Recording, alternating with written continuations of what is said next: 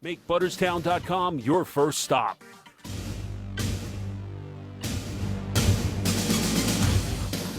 When you're looking for that perfect gift for any occasion with a personal touch, but don't want to break the bank, make Butterstown.com your first stop. The team at Butterstown can make you personalized gifts for birthdays, weddings, anniversaries, holidays, girls' night out, baby's first Christmas. If you dream it, they can make it. Glassware, signs, memorials, treat jars, and custom orders are welcomed. Gifts for friends and family, both two-legged and four-legged. Butterstown.com is your go-to shop. Find them on Facebook, Instagram, and Twitter for all of their latest offerings. Butterstown.com, proud supporters of New Beginnings Animal Rescue.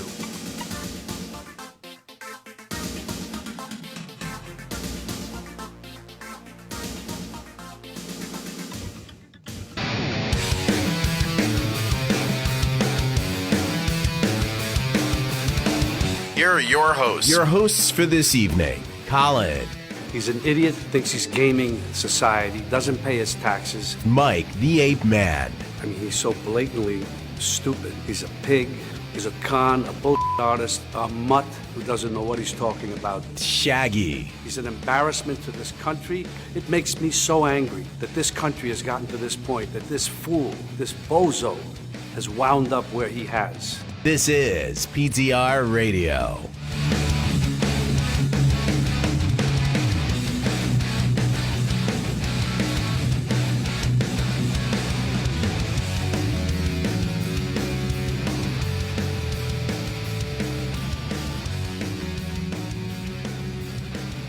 Welcome everybody, PTR Radio here on the fabulous interweb, and we are live, and it is 2017, Mike.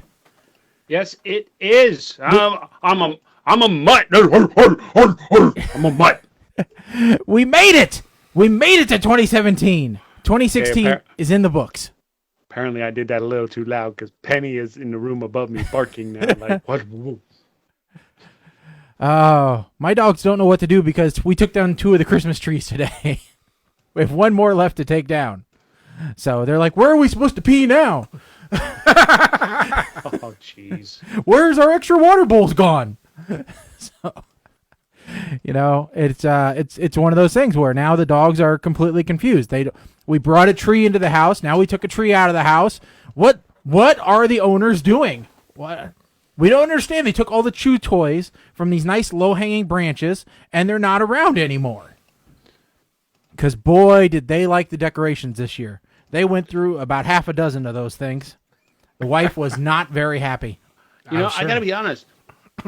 This was the first year since we've lived in the house that we actually had a cat interested in stuff on the tree. The cats usually don't touch the tree. They lay under the tree, and that's it. But this was the first year that we had a cat like underneath the tree, reaching up, trying to get ornaments from the inside. Oh, I couldn't. When I had a cat, I couldn't keep them out of the tree. I had to tie the tree down to furniture, like I was staking a tent. Yeah, I mean, a lot of friends we know that have cats say that they have to do all of this ridiculous stuff to secure their tree. We never had to do that. But we also have a fake tree. Well, I don't know if that has. I had a fake tree, and it didn't matter. Okay. It was dangly things up high. That's what I want to have fun with. Now, Colin, you have a cat. Yes. Now, I don't have a tree though. Yeah, you see, and there's probably a reason why you don't have a tree, because you have a cat. No. I just don't spend much time at my house. Oh, so you neglect your cat, is what you're saying. Oh, no. Do you take your cat with you when you're not at home? No, she seems fine.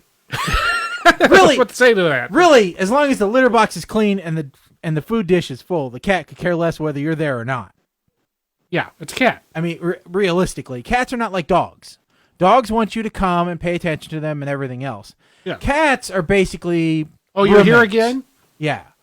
They're just roommates. They really don't care whether you're there or not. You know, so that's how they are. At least that's how I found mine to be. Yeah. As long as you're here, you might as well scratch my head. Yeah. I mean, make yourself useful, will you? Yeah, exactly. Brush me now. While you're at it, open that can of tuna faster. Come on. I'm creating static electricity around your ankles. Do what I say. But Open that door. Open that door. We made it through 2016, and more importantly, Betty White made it through 2016. I still cannot believe that people started GoFundMe's to try and protect her. I can. Everybody else was dropping like flies. I mean, it was ridiculous towards the end. We thought back in October that was going to be when our buzzer beater award was done. We didn't think anybody else was going to pass away because it was such a slow lead-in for the year. True. But suddenly, the Grim Reaper went into overdrive. It's like he borrowed Santa's sleigh. Right. But you know what this means? What? With all these people dead, Which is when we get to the Oscars. Oscars, Say. Yeah. there is no way that they get all of them. Oh, they Lord, I didn't even think about that. But when you get to the Oscars, they do that memorial, Like- thing. 20 seconds after the memorial in the Oscars, Twitter's still around. Twitter and Instagram and the rest of them are going to just explode with people angry at whoever isn't Whoever got forgotten about. Yeah. Because that happened last time, if I remember correctly. Because they can only include like 20 people. Yeah. And because it's the Academy, they have to have producers and cinematographers. Because it isn't the Actors Academy, it's the entire Academy. Agreed.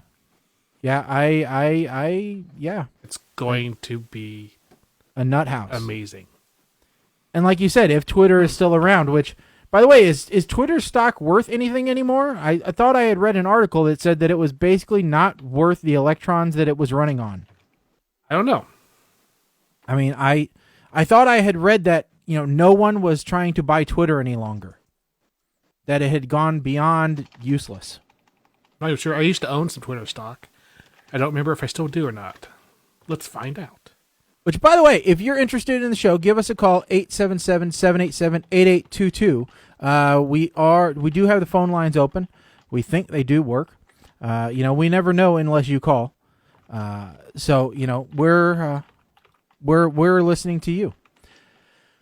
Let's see. No, I do not have Twitter anymore. I was smart and got rid of it before. So call us, or you can always tweet us at PTR Radio. Of course, there's our Facebook page, which is where you're probably watching us, PTR Radio. Or if you happen to be on Rant Radio, you can get. Don't use the chat there because we're watching too many other things at this point. Mike is frantically typing away. In case you're wondering, I am. Because I'm trying to finish up last-minute calculations on the 2017 pool here. Yeah. For those of you that are unfamiliar, as of 8 minutes ago, the entries for the 2017 death pool ceased. No more entries.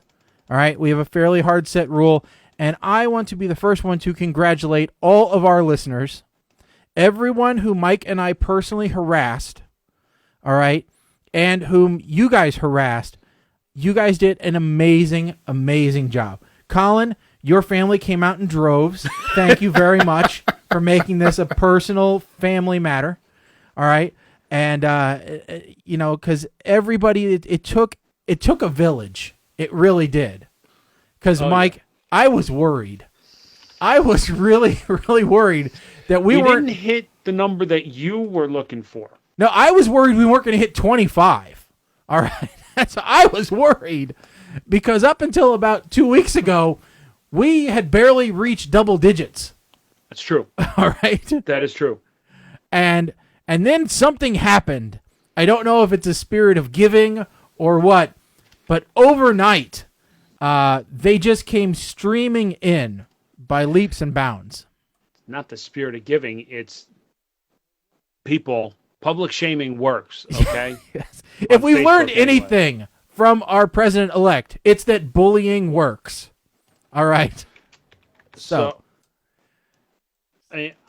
now, Shaggy, you tried to give me picks before the show. Yeah. And obviously, we'll figure out why they're not included in this right now. But we actually have more unique entries, as in individual picks, than we have ever had in a single year before. Yes. And am I right in saying this is the 4th annual now? I think it's yes, more than that. It's the 3rd annual where we've had this point format. Okay. I believe in 2015 we did open it up to listeners, but we didn't really push it. Well, I think in 2015 we opened it up to listeners, and that was the first one that we opened up. So I think this is really the 4th one that we've opened up to them. You know, and I have to say I'm very happy with the response so far. You know, you guys have done a hell of a job in getting everyone involved. I'm impressed looking through the list. Because I know back to 2014. In 2014 we obviously had them in. So this is it's the 3rd annual for the listener. Well, no, this is the 4th annual because we had 2014, 2015, 2016, and now 2017. So this is the 4th annual. Yeah, Right? we had it before that, but we didn't have the website. Right, we didn't have the website, and Okay. yeah. So, but because I won 2 years in a row back before we started that's right. the website. Before you started sandbagging yourself, you're correct. Yes. So, you know, but this is amazing growth that you guys have been able to give us. You know, this is how the show grows. These are how our contests grow, is only through you guys, because we don't have an advertising budget. All right, an advertising budget to us would mean that would be a line item on an overall budget that we don't have. All right. So we want to say, first and foremost, at the beginning of this year, thank you so much to all the listeners out there for helping the show stay as large as it is and grow even larger. And we have 5 people who have no pictures on their entries, which means that they picked people who had not previously been on a death pool list. Right. That's impressive. And we still had a lot of people who don't know how to spell. I can tell you. Oh God, the 2 biggest issues I had with putting the sheet together: 1, misspelling, and 2, somebody putting a freaking space on the end of a name. Had to go in and clean up and get rid of all the spaces at the end of their entries, because guess what? That space throws a VLOOKUP off. Now, there are Excel monkeys out there. So, as Mike alluded to earlier, there are a few mistakes in the list that we know about. We're still working on cleaning up. It's like Jaja is showing up a couple times. She's not supposed to. We have the replacements for all but 2. But in general, Mike, can you tell me the number of people that entered beyond us 3? We have 65 entries. 65 entries. That is amazing. That's 15 more entries than we had last year, which is great growth. It's short of the 75 I wanted, but it is so much better than what we thought we were going to have. Because like I said, I was worried. I was worried this was going to fall flat on its face. And thank you, everybody out there. What was amazing, Mike, to me, because you didn't see this coming in, but I saw we've got that space for who referred you to enter a name. We had probably 10 entries which just said Google or web search. Really? This has become an organic search on the web. Oh, Celebrity boy. Death Pool is pulling for a topic PTR Radio. And for the record, I would like to point out here that somehow I just screwed up a formula here. The points, like so far, you have to get me the referral points because yes, I still do have to. We work said we on have to manually figure that one out, but yeah. But the fact that that Google, an organic search. If you put Celebrity Death Pool into the Google search, we are on the first page. We're number 8. Wow. All right, we're under Doug Stanhope, Ranker, Stiffs, under those guys, and we're under CNET. But we're there. We're on the first page for that topic. Now, Whether that means that PTR is most well known for its celebrity death pool or not, it means PTR Radio is known for something. We cut up before the Wikipedia entry on death pools. So, which I guess is more officially known as a dead pool. Yeah. But that is, to me, that's something. And that's only because of the listeners. So thank you very much. All right. So with that said, for those of you that didn't have a chance, the countdown, the New Year's Eve countdown was made available. And hopefully you guys got the countdown with us for the New Year's Eve. That's a show that's kind of a bonus show that we do.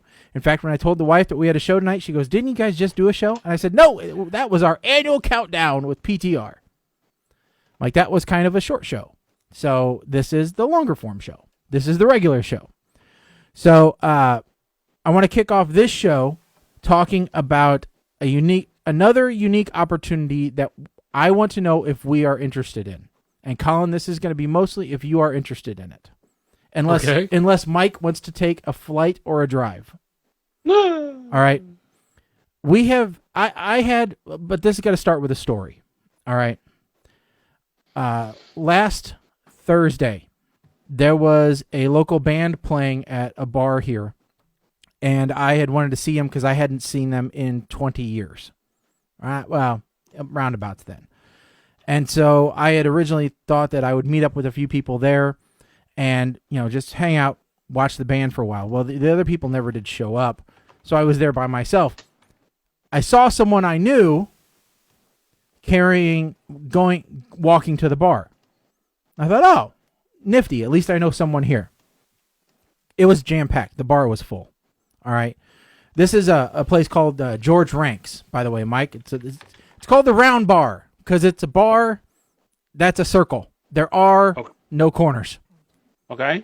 All right. It's a small hole-in-the-wall type bar, but it's a decent bar. Yeah. All right.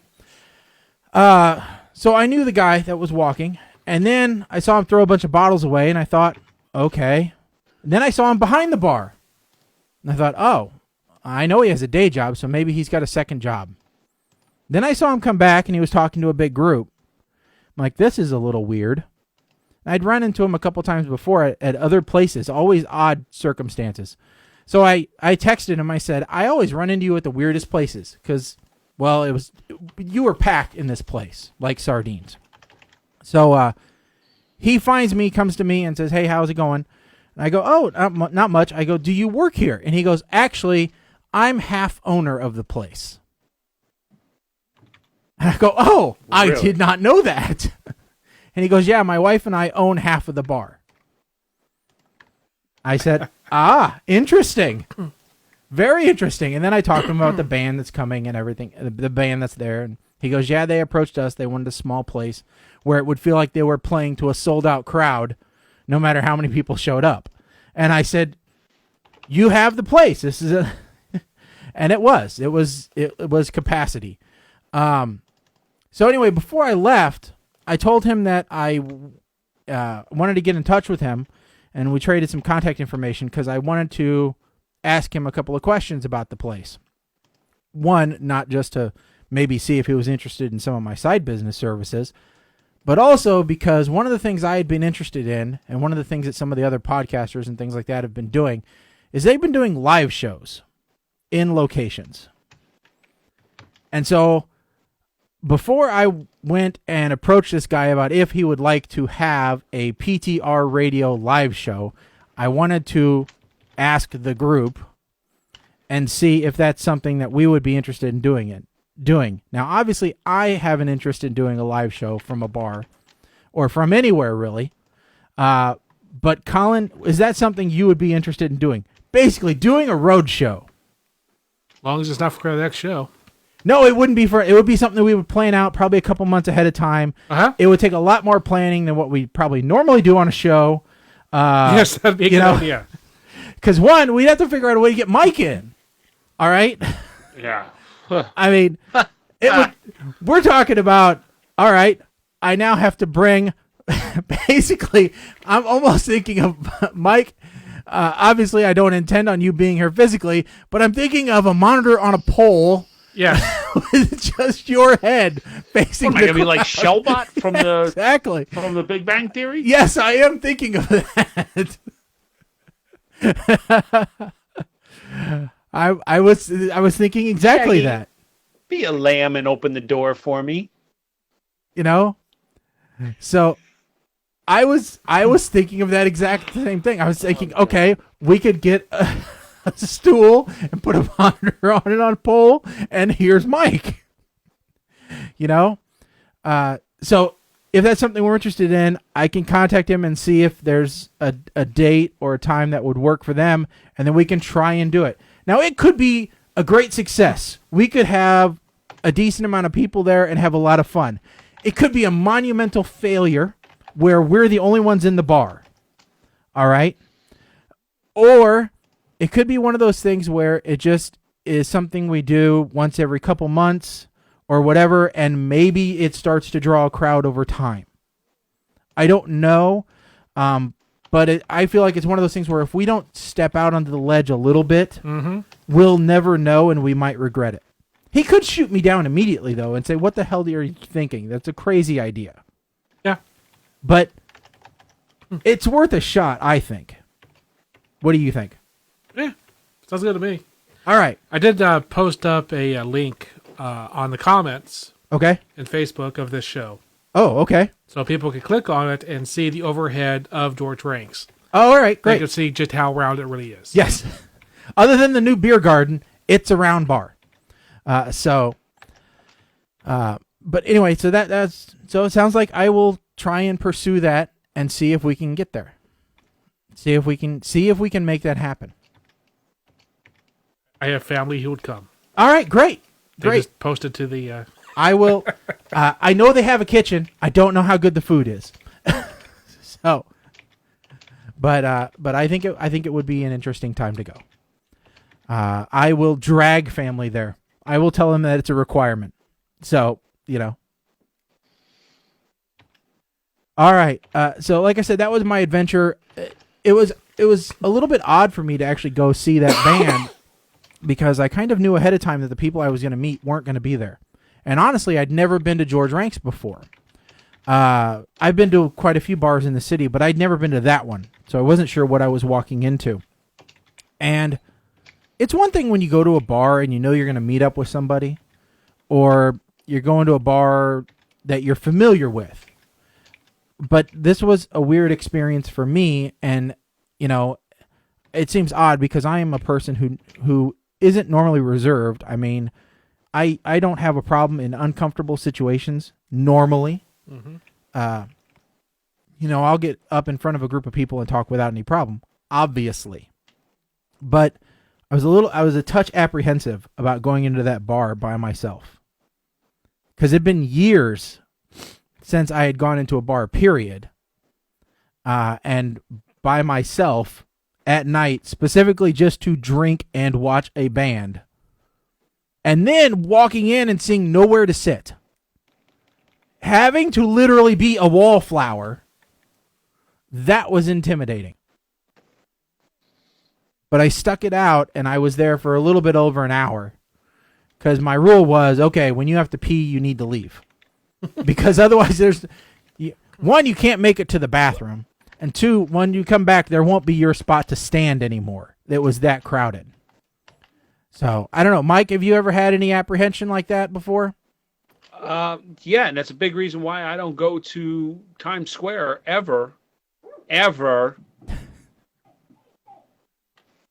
So, you know, I'm looking at the New Year's thing, and you know, look, I'm just gonna be honest with you. I gotta stop looking at this damn thing because I'm working on the damn formulas, and now I'm pissing me off. But no, I've had those apprehensions before, and I don't like going.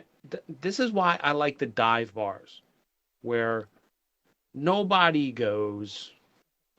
You know, where you don't have to worry about people taking your seats.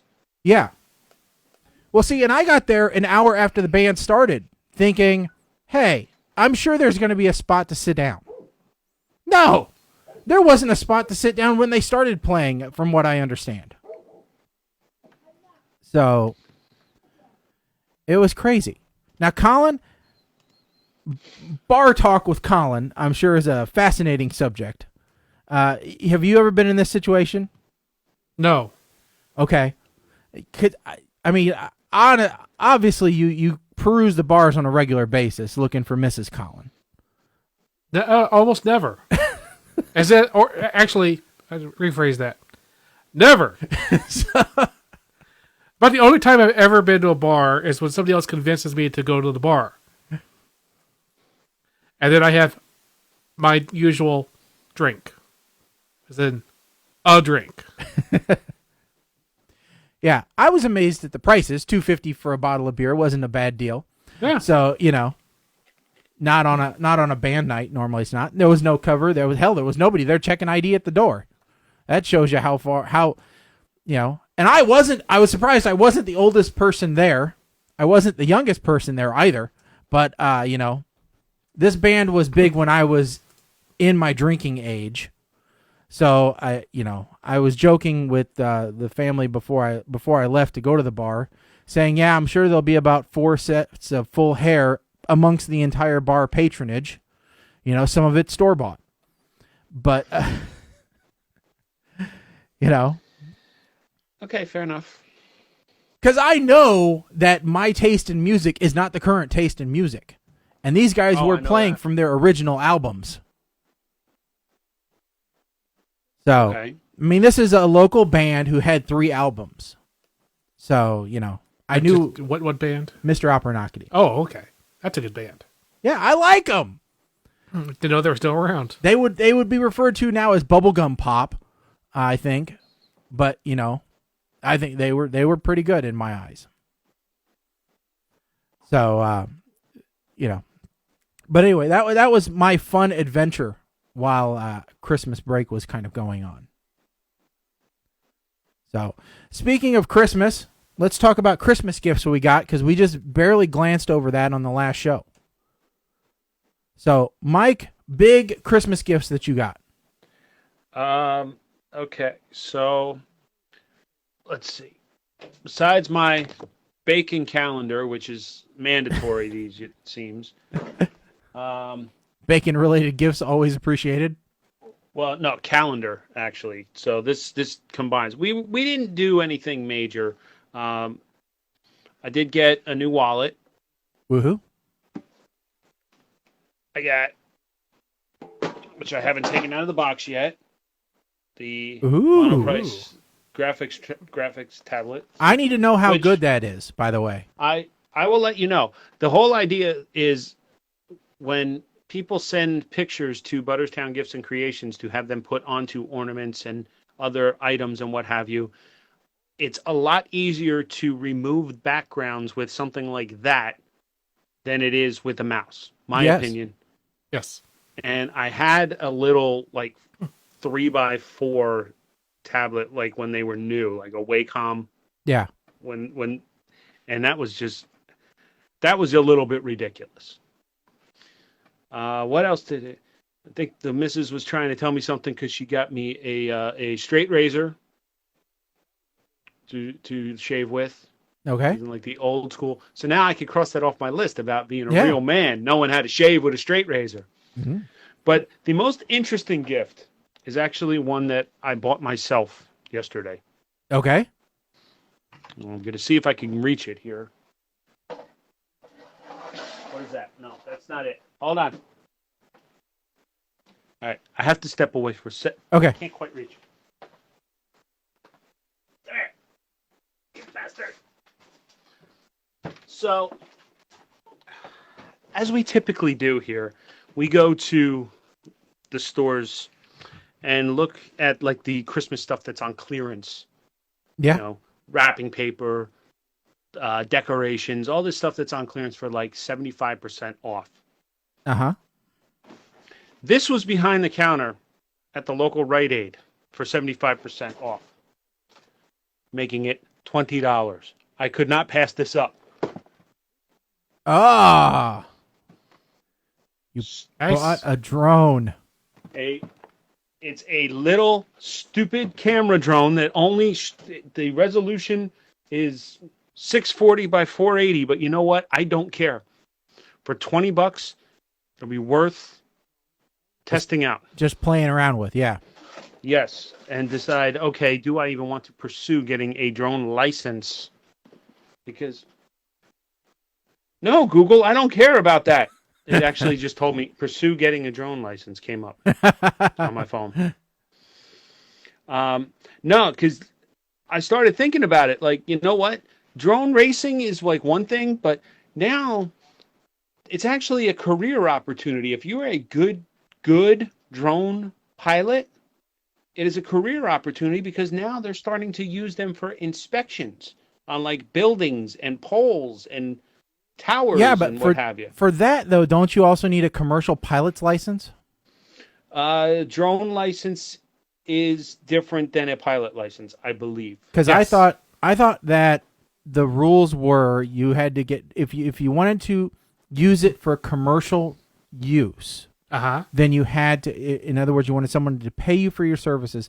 Then you had to get a pilot's license, so that you also, because that's what you needed in order to get the bonding, the insurance, and everything else. No, because there is a separate pilot certification for remote drone pilots. Okay. But that's decided. I mean, all pilots' licenses are specific to specific things. Okay. Yes. So pilot's license does. If you have a pilot's license to fly commercial jets, it does not mean that you can automatically go and fly helicopters as well. It's a separate pilot's license. It's like cars and motorcycles. Yeah. I assume. So there is, and it's there. There is probably insurance, but it's different insurance, I guess, because you're not carrying passengers, you're not carrying cargo, and if a drone crashes, it is unlikely that it's going to cause severe, catastrophic loss. Although, unless if you're flying like a military-style Predator drone, which is as big as a regular plane, they don't exist. That's a completely different thing. They don't exist. Yeah, so it looks like it used to be a rule a long time ago, not a long time ago, but initially when drones were first out, because they didn't have the rules in place specifically for drones. Okay. All right. So we're but all the correct. new rules went into effect August 29th, 2016. Yes. So yes, we were both right. And drones over a certain size need to be registered with the FAA. This one does not. No, right on the box. Yes. Well, actually, this says the FAA does require all drones to be registered. The registration fee is only $5. But if you fail to register your drone, it can land you in jail for 3 years as well as a $250,000 fine. Which a friend of mine got a Phantom drone for Christmas. Now that is the next. That's a real level of drone. Okay, he got like the Phantom 3, which is like a $600 drone. So they're not screwing around. And he did tell me that he went ahead and paid the $5 because he did know about this fine. If you were flying it, because there's also restrictions about where you can fly them. Like he was telling me not within 5 miles of any airport or heliport. It says right here on the box. Okay, so you're going to have the limit is 0.55 pounds. So if it's less than half a pound, then it does not need to be registered. Okay.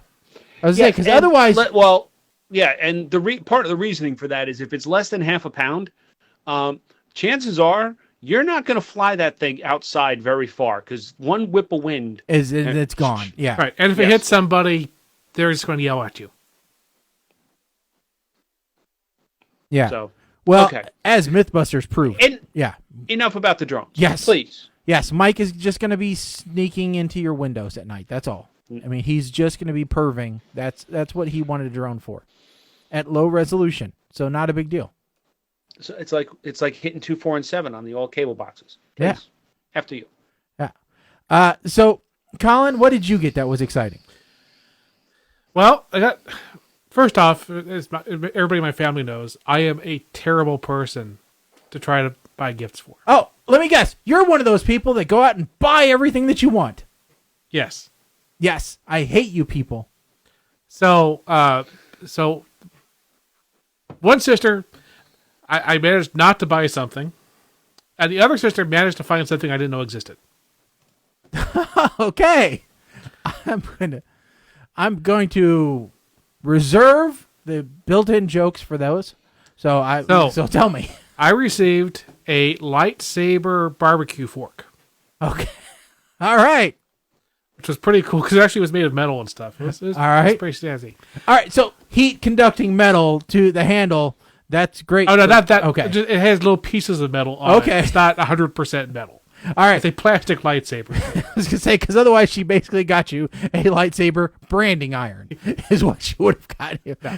Great, I got a lightsaber handle branding iron. This is perfect. And the other one is the most exhaustively researched biography, not autobiography, of the Marx Brothers. I was going to say, just exhaustively Richard Marx? researched autobiography. No, biography, not autobiography. I have researched myself until I've passed out, damn it. No, because the autobiographies of the Marx Brothers My shrink helped me diagnose myself with all these issues. Then I wrote them down. Okay, let's put it this way. For the autobiographies of the Marx Brothers, one of the kids was asking Groucho for information about her father to write another book about him. And Groucho's response is, if you're trying to find true stories about us as kids, just make it up because none of us can remember. And that's pretty much what all of their autobiographies were. Just like they changed their ages. It was anyway. This was a humongous book, and it had in the back of it a listing of every single appearance the Marx Brothers made on stage. Really? And I'm sure there was a lot. There was a lot. This guy spent years researching this book. It was an extremely good book. Wow. Well, there you go. Did you get any new pens? No. 'Cause isn't that your other? I decided I have enough pens. But okay. I have enough pens, and okay. I have lots of pens that just look pretty. I don't use them anymore. I have a couple pens I actually use. Gotcha.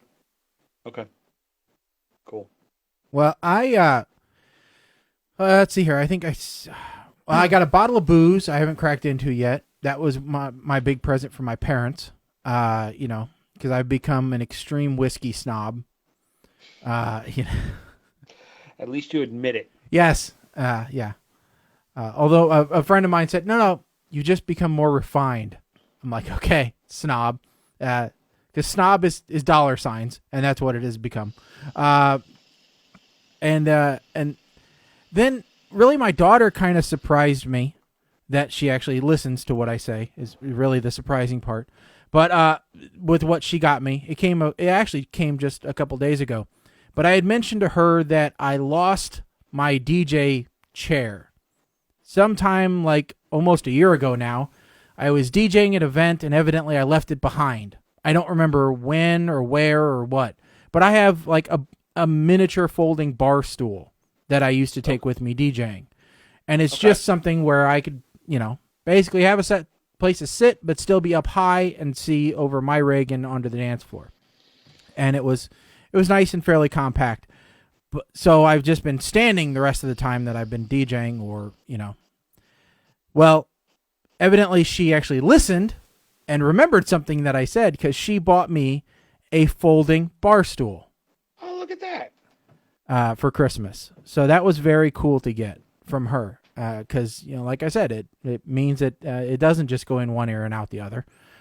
Something actually does stick. And then the other thing I bought with myself, bought myself from Amazon gift cards that I got, and Mike, you can probably see one of them on the shelf because the other ones haven't come in yet. I bought some more Funko Pop figurines. I do see a box. Yeah, that's Captain Cold. I bought all the ones that I could find from the Legends of Tomorrow series. Actually, they're not from Legends of Tomorrow. Captain Cold is actually from the Flash series. But I bought every one that I could find that was in the show Legends of Tomorrow. They actually don't sell a couple of them because they don't have their own series yet. And then I bought a couple others. So I spent $50 on bobbleheads and vinyl toys. I have several of those laying around the house. I should probably bring them over so you can decide if you want any of them or not. I've now canceled all of my Loot Crate subscriptions. Okay. But they're still coming because, they're for a period of time. And so I've gotten just after a while, you're just going to go, well, this was fun for a while. Now I just have all this crap. I don't know what to do with it. Well, the good news is we're getting the box of randomness put together. I was thinking about this too. Because of who won the 2016 Boxel randomness, is it possible we might be able to arrange an on-the-show opening of that box? You know what? I don't know. Because I know that completely screws you up as far as your transmission and the screen and what have you, but no, it doesn't. It doesn't completely screw anything up because I could bring him in the same way it does you, and you guys would just swap back and forth whenever you talked. But yeah, I mean, conceivably we could because we know him well enough where we could bring him in. I guess we should probably talk about that real quick, huh? Well, actually, no, Shaggy, finish up yours first. So really, I mean, those are the two, I think, the biggest items because I got, like I said, I got booze. I got a gift card that I could buy some stuff with that I really, because I was thinking about it, I'm like, do I buy stuff that I need or do I buy stuff that I wouldn't normally buy? And normally with Christmas gift cards, I try to force myself to buy stuff that I wouldn't normally buy. Stuff that really might not even have a real purpose, like bobbleheads. All right. They serve no functional purpose whatsoever, and I don't really need them. But I like having them up on the wall. Every once in a while, they're just nice to look at and go, that's cute. I don't have a whole lot of those things, I don't think. So I think it's important to do that every once in a while. Because if you just spend time buying stuff that you need to do whatever your job is, or then you don't get to enjoy the little things so much. Mm-hmm. So, and those gift cards are like found money. Speaking of found things, and just a real quick aside, I think I talked last time about finding a Sawzall in the middle of the road, doing a good deed. No. Okay, well, I didn't. So a few weeks ago, I found I was driving through a small subdivision around here, and at a four-way stop, I saw a big chunk of something in the middle of the road, and one car had already swerved to avoid it, and I went through and I thought, well, I'll be the nice guy. I'll pull over and I'll just throw it up on the sidewalk so that nobody hits it and blows a tire or whatever. So I go out in there, and it was raining. So I go out in the road and I pick it up, and it turns out that it is a cordless Milwaukee Sawzall with a battery in it. And I'm thinking, it's been raining for 3 hours. This thing has got to be toast. No, actually, it ran just fine. It probably fell out of a truck hours before that had gone through. But those are meant to be used outside, so I'm sure they're not meant to be used in a monsoon. No, but they're So I thought, well, nobody's going to come back here because nobody's going to know that they missed it for miles down the road, if even that. So I went ahead and brought it home, and now I'm looking for a charger for it, which isn't that hard to find, actually.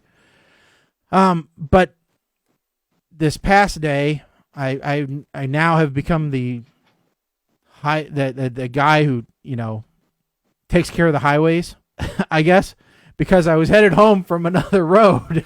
From a small town outside of ours, and I had to swerve to avoid another thing in the middle of the road. It's another car in front of me, swerve to avoid. And I'm like, it's getting dark. Somebody's going to hit that and get into an accident. So I turned around and I moved it out of the road. And this time I did not bring it with me. I actually did leave it. But what it looks like is what it looked like was a couple of commercial rugs. Oh Lord! That fell out of a cleaning van or something. It looked like they were brand new, to tell you the truth, because there were two of them. One was already moved off the side of the road. The other one was laying right across a lane, still rolled up.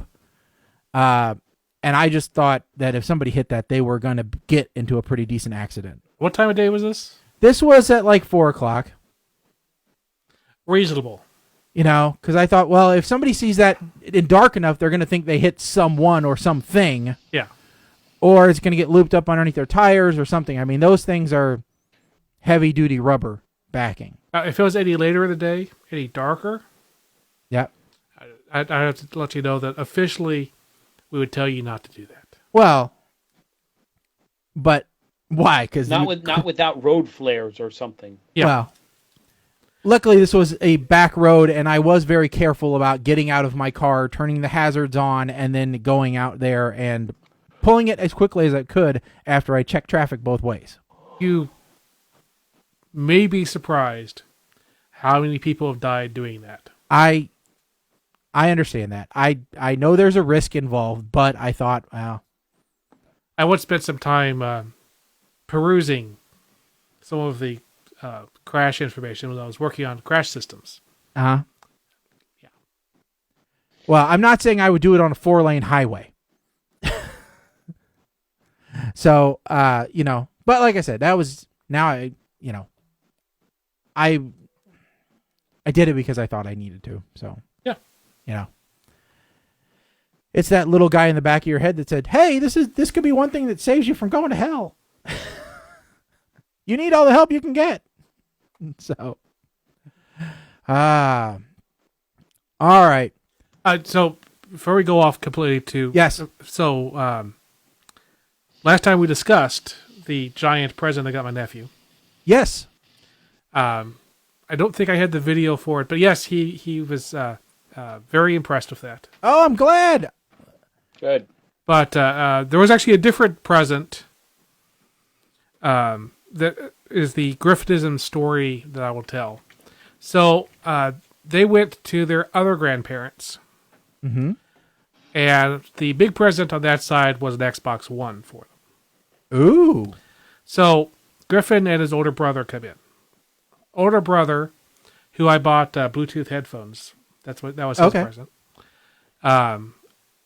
He comes in exclaiming about the Xbox. It's an Xbox S, and he's just on and on and on. Like, And we're gonna play Call of Duty now, and so Griffin, the little brother, is just waiting for him to finish talking about the boring Xbox so he can tell me about the amazing Batman Legos that he got. all right, kid knows where priorities are.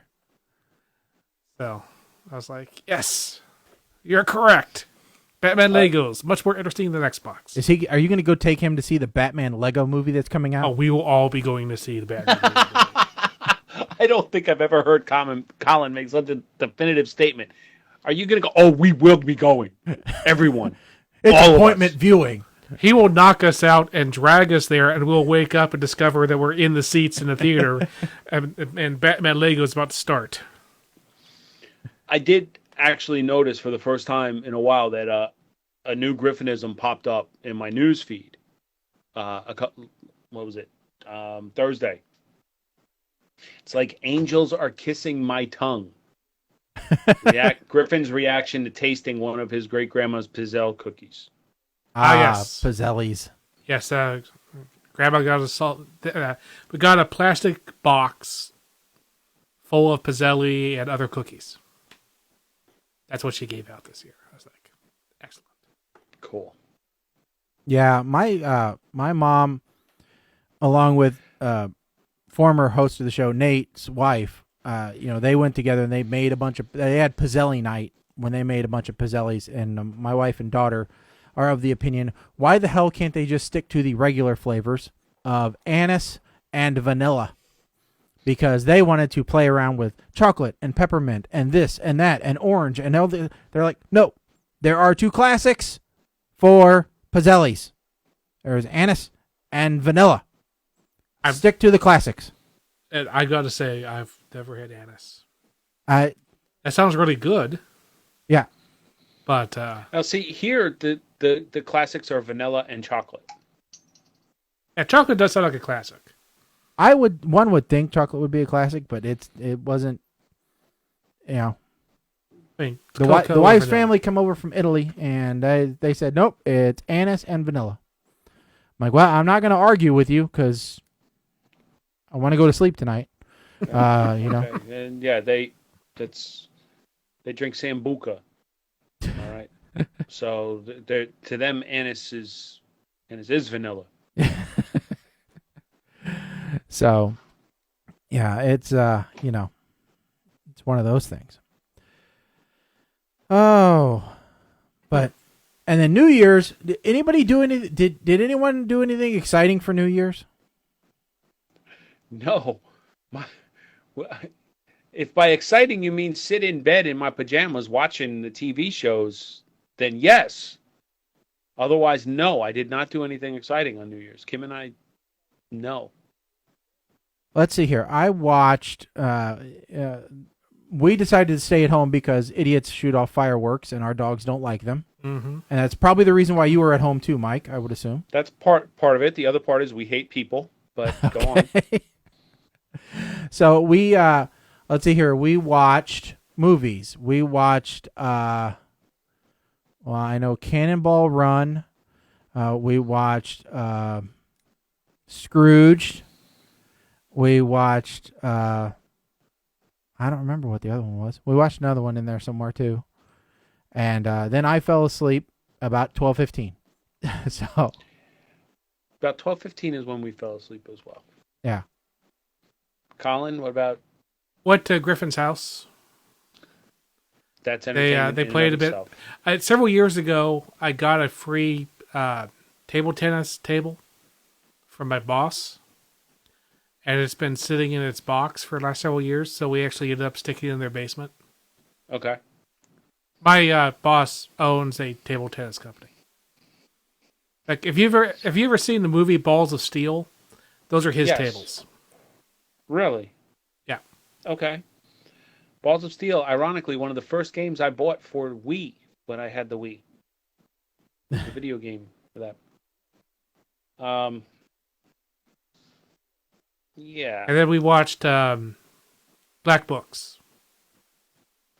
One of the greatest Britcoms of all time. Okay. I think Kim and I actually watched, I don't remember if we watched it New Year's Eve or the day before. We watched Daddy's Home. Oh, was that good? Will Ferrell and Mark Wahlberg. Oh, it was hysterical. It was the movie that the other guy should have been.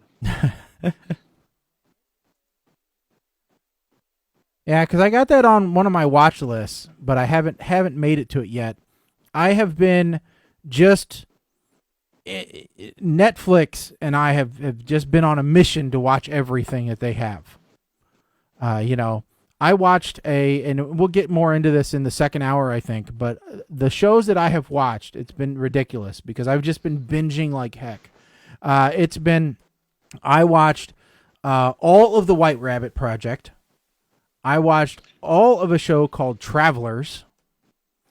I am now watching Green Arrow, or Arrow, because I made it like halfway through the first season and then I stopped, and so now I'm continuing on. You know, I watched our movie for this week, obviously, and that's just all within like the last week and a half. How was Travelers?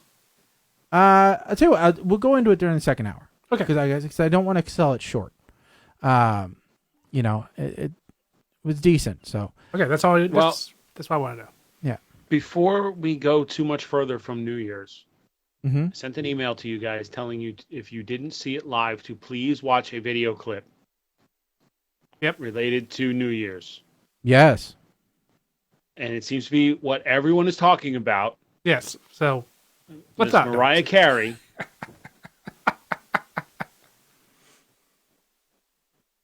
It's very rare that I get excited about a news story. I didn't see it live, but when I woke up the next day, my Facebook feed was filled with stuff. And before I actually went to sleep, I said to Kim, I said, my mission is to find this video tomorrow before it disappears. Because Mariah Carey will take down the freaking internet to try and kill this story. Yeah. But, listen. First, well, did you guys see it? Yes. I did not watch the video. I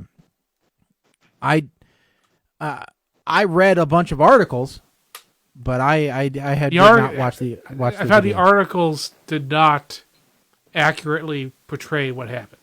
Okay.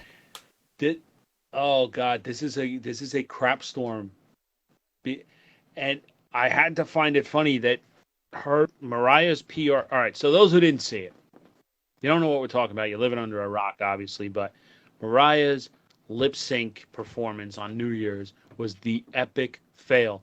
And the best way to sum it up is it's not the performance that 2016 deserved, but it's the performance we got, or it's what yeah. I know I'm screwing It's not the performance we need, but it's something like that. It's not the hero that you want, but it's the hero that you need. There are two things I'll say first before I go too far on. It is standard practice for outside performances to lip sync. I mean, they even lip sync the presidential inaugurations. I mean, even the band gets lip synced for that. Because when you're outside in the cold, bad things happen. So we'll give that. The second is I do feel sorry for her for one very important reason. Because crack is a horrible drug. No, because Piers Morgan tweeted out that he doesn't feel bad about her. So anything Piers Morgan says, I have to do the opposite. Okay, so here's my thing. During the pre-performance interview, she was all out of it and didn't. It was like Ryan Seacrest was like pulling teeth trying to get her to speak. Then, when things start going south, she's just uber diva. Doesn't even try to sing along. Walks around making excuses, and then goes on a rant. The next day, she says she starts to blame Dick Clark Productions, saying they didn't do a sound check. Well, guess what? Video footage came out from Fox 5 News today showing her doing the sound check earlier. She's saying her in-ear monitors didn't work, and the monitors in the front weren't on. And then she says it was all done by Dick Clark Productions to try and bring in ratings. To sabotage. Oh, right. So, Dick Clark Productions forced her to be an unprofessional nit. Say the B word. No, say the B word. That's not even correct. It's it was his child. Unfortunately, child, which isn't even a curse word, is actually the correct thing that she was. She acted like a spoiled little brat, and the funny part is that I don't understand how a screw up during a live performance is going to garner ratings, but she has a new reality show coming out that maybe now people are going to start talking about Mariah and want to see the reality show. So the only way it would drive up ratings is if there was a wardrobe malfunction. But even then, it's live. Yeah. So look, if you're on New Year's, if you're not already watching, you're not going to tune in. New Year's Eve, you're not going to. By the time the world finds out about it, and you find out in the Twitterverse or whatever, you're going to miss it when you flip over. Yeah. So, oh my God, But this did do one thing. It did mean that Mariah Carey will never be asked to do the Super Bowl halftime show. I believe it also means that she will not be back on New Year's. No. I do wonder why they didn't go to commercial. And then come up with something else to do. I don't know. They needed a backup plan because she did 3 songs. And so you had 3 songs worth of basically dead air. Watching a child walk around on show complaining for 3 songs. Well, they could have done in her defense. Okay, the first one went off fine. Auld Lang Syne. True. You could tell she was lip syncing, but yes, wasn't terrible. Yeah, I think at this point we're kind of used to seeing it. You know, like I said, it's outside. It's expected. Yeah. Unless you're in like a concert venue, because a lot of the singers that I saw on another broadcast, because Kim and I flipped over at 11 p.m. to Pitbull's New Year's broadcast on Fox, because he had a lot of 90s stars on there that we kind of wanted to see. He had Salt and Pepper, he had Young MC, Naughty by Nature, Coolio, Snoop Dogg. I heard Coolio look ridiculous. Coolio always looks ridiculous. Tone Loc, Biz Markie. That was the One Hit Wonders tour. It was great. Okay. It was great to see like who kept in shape, who let themselves go. So it was much more entertaining than what was going on Ryan Seacrest's one thing. They could have cut to Ryan Seacrest doing puppets with his hands, doing shadow, and it would have been more entertaining. They could have gone Clark's back. Grave. They could have cut back to clips of Dick Clark the last year he was alive doing 5, 4, 7. No. That was, oh my God, that was painful. So yeah. Oh God! I've never really been a fan of Mariah Carey, but I also thought it was funny that during Emotion, the vocal track wasn't there, but the high notes were part of the track. Like all of her vocal gymnastics that she was famous for, that was there. I love the memes. The memes were great. Yeah, it was amazing. Oh, the one. I had the biggest screw up. No, I did. Hold my beer. Watch this. Yeah. Ronda Rousey. Yep. I had the biggest fail. Yeah. No, I had the biggest fail. Yeah. Oh. All right. Oh, wait. Okay. Yeah. Here's the reason for the thing about the ratings. They her people asked them to cut it from the West Coast feed. And they said they couldn't do it. Oh, okay. Yeah, I didn't even think about that. So I could see that like, it says there. But what were they going to fill with? If they hadn't pre-recorded anything to fill with, they wouldn't have anything. They had an hour. They could have done something. Like I said, they could have had Ryan Seacrest doing puppets with his hands. I know, but it would have still gotten out. We have this thing called the internet. It's not like it would have saved it. It's not like nobody would have known. This is one of those few videos that I actually, like when I sent you the article, I made sure I saved that video just in case. Yeah. But, all right. I think we need to take a quick break because when we come back, we're going to talk about how the 2016 death pool ended up, how the 2017 is shaping up, and then we will get into our movie review segment. So, and this week, since we've got so much to talk about on the death pool, we're only going to cover one movie. Yes. So, we will be right back in just a few. Everyone stay tuned. Again, thanks for listening to PTR Radio. We'll be back in just a couple minutes. Sometimes being gifted doesn't feel like a gift. Nobody seems to understand you. Sometimes they're even scared of you. Wouldn't it be great if you didn't have to worry about hiding your gifts anymore? Hi, I'm Jubilee, and it wasn't that long ago when I felt that way too. But then I became a student at Xavier School for Gifted Youngsters, and everything changed. At Xavier's, you'll meet students and even teachers who are just like you and understand everything that you're going through. Under the guidance of world-renowned geneticist Professor Charles Xavier, you'll learn how to control your gifts while also getting the education and training that you need to succeed in the fast-paced world of 1983. So why be alone when you can make some excellent new friends here? Xavier's is no ordinary school, because let's face it, you're no ordinary student. Thanks, Jubilee. You were right. Xavier's is totally I'm Deborah rad. Howard, president of the Companion Animal Protection Society. CAPS is a national nonprofit dedicated exclusively to protecting companion animals from cruelty in pet shops and puppy mills. I'm inviting you to give a homeless animal a second chance at life. Many pet shop and internet puppies and kittens come from inhumane breeding facilities that mass produce for resale, while millions of animals die in shelters each year.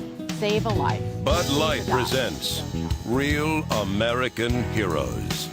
Real American heroes. Today we salute you, Mr. Footlong Hot Dog Inventor. Mr. Footlong Hot Dog Inventor. When conventional wisdom said no one could make a hot dog longer than 6 inches, you dared to dream. Dared to dream. You knew the limitations of a regular-size hot dog bun, and you ignored them. Can't stop me now. You made a 10-inch wiener, and people cheered. Oh. But you weren't satisfied. You said, wait, I think I can still give you 2 more inches. Gotta want it. And so the footlong was born. So crack open an ice cold Bud Light, Mr. Hot Dog Hero, because you gave every single one of us our fondest wish, a bigger wiener. Thank you. Bud Light Beer, Anheuser-Busch. There's something special about getting out on the boat with the kids and casting a line. They've grown to love the fun and adventure that you'll all enjoy together. You've taught them everything they know, and just like you, they've become hooked on fishing. By always wearing your life jacket, you've also taught them how to be safe on the water by always wearing theirs too. And just like you, they're ready for anything. The Canadian Safe Boating Council and its partners thank you for getting them hooked on life jackets too. Remember, I suddenly became unbusy. And that was okay because I had one of these, an Amazon Fire TV stick. Everything you could possibly want. Demand 5, Netflix, that Amazon Prime. It's almost perfect. No, wait. It is perfect.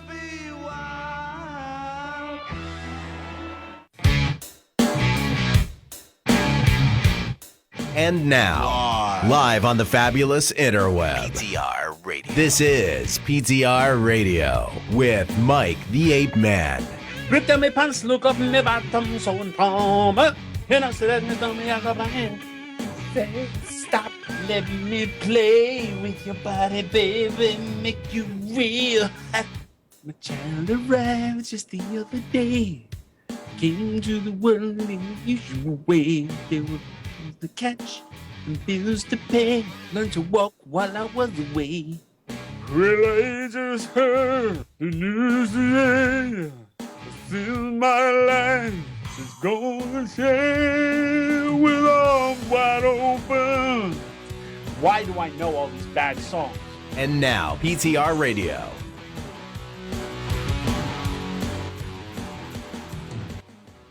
And we're back, hour number 2 of the show. And our musical guest is still off camera right now, but that's okay. He'll be back here in just a few.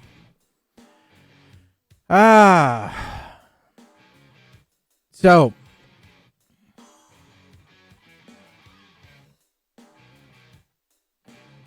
okie dokie.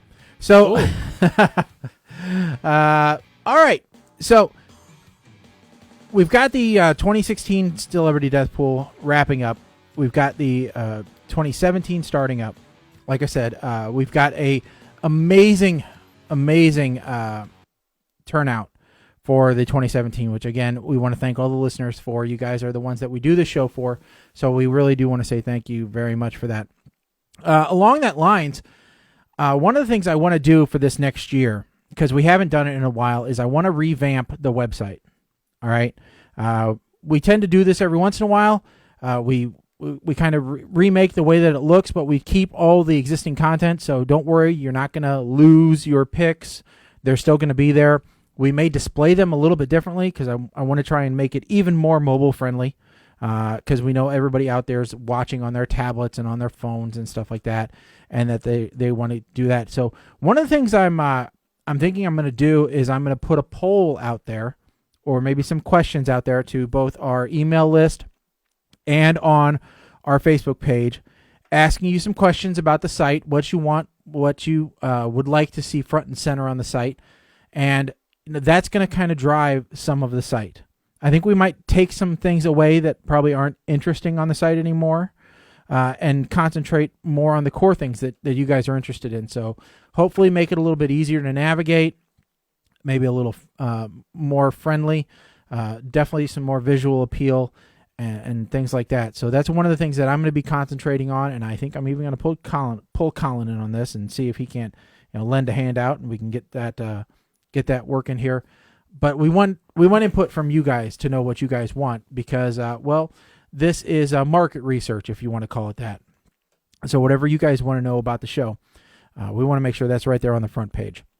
And so that's one of the things we're going to be doing in 2017. One of the other things we're going to be doing while we wait for Mike to come back is I am back on the diet again, starting tomorrow. Everybody says, I'm going to start my diet tomorrow. No, I'm really starting my diet back up tomorrow.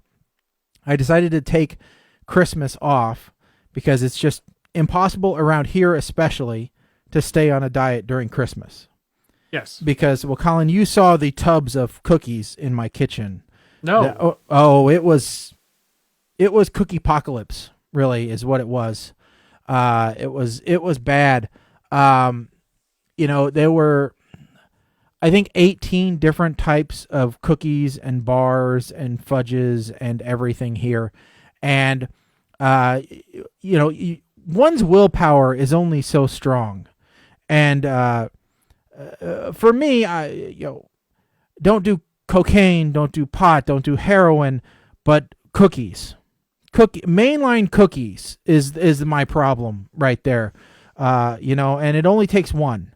So as soon as I broke, I knew if I broke down, I was going to break down for a long time. So what I did ahead of time was I said, okay, I am going to stop my diet on Christmas Adam, and I will resume my diet, the Tuesday that I go back to work.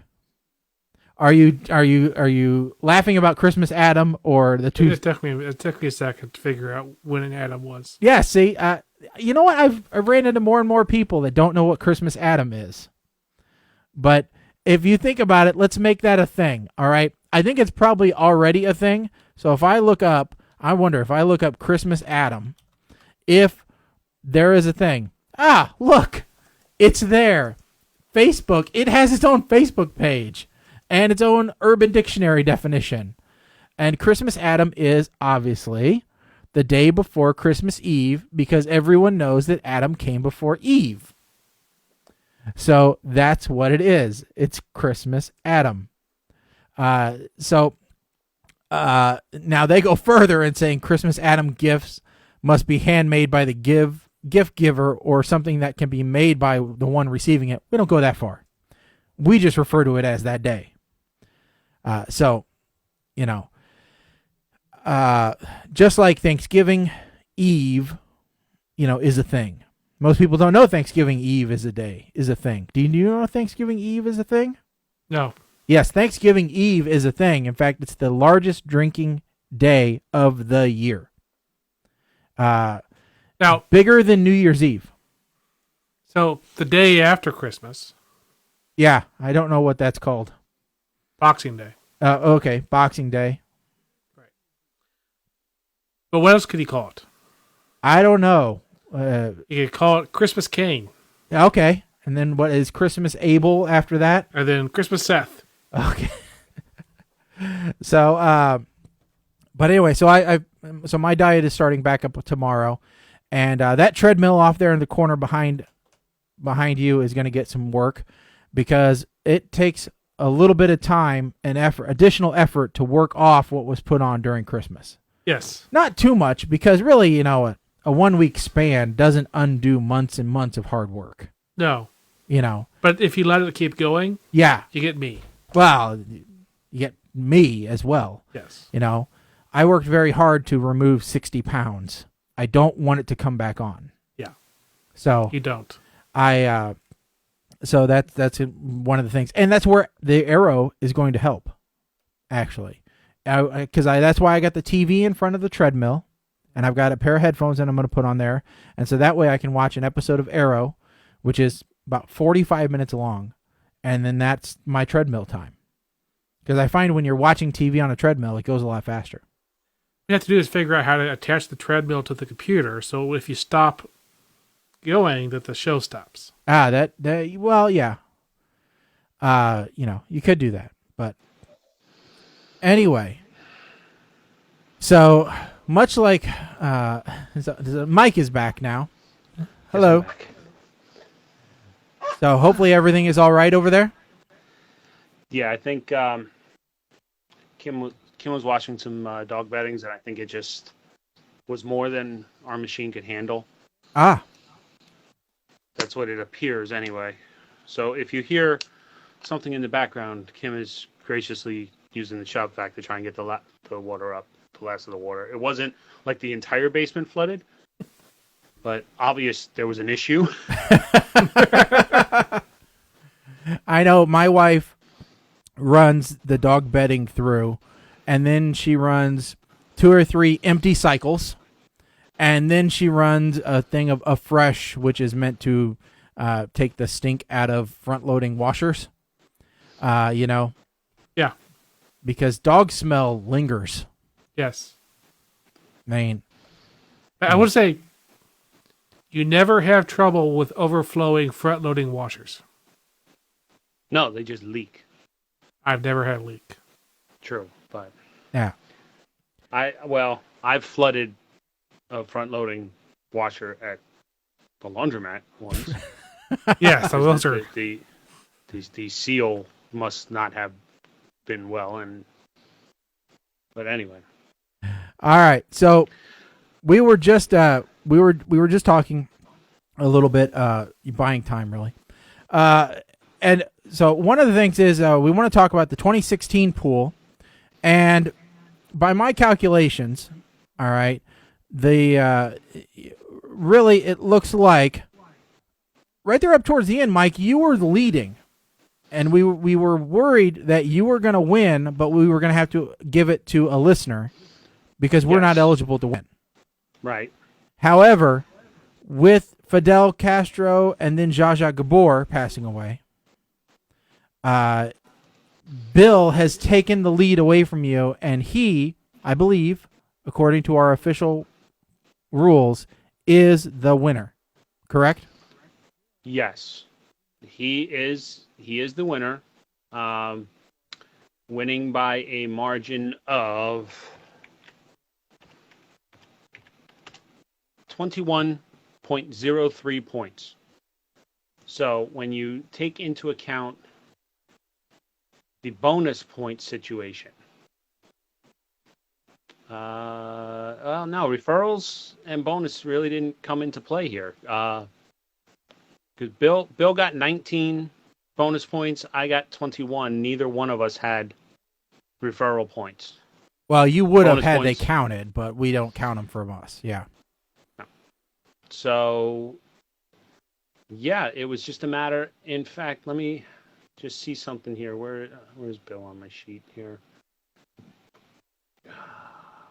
Eyes are crossing from looking at these stupid sheets. Where are you, Bill?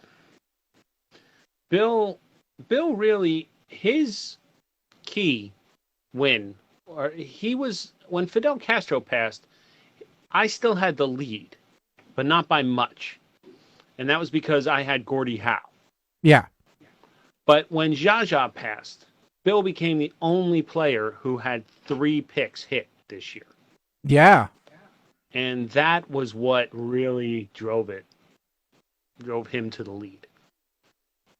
However, he was denied buzzer beater points of 1.33 points when Carrie Fisher passed away. Yes, which was a unique pick, if I remember correctly. Yes. Yes. And, Colin and ruined Colin's plan. It ruined my Deathless pool. I got bitten in the end by my Star Wars category. Which almost happened twice to you. Because Yes. had you If chosen... you had picked the other droid, Yes, if I had picked the... Well, yes. yeah. If I had picked the other droid, I could have hit 2.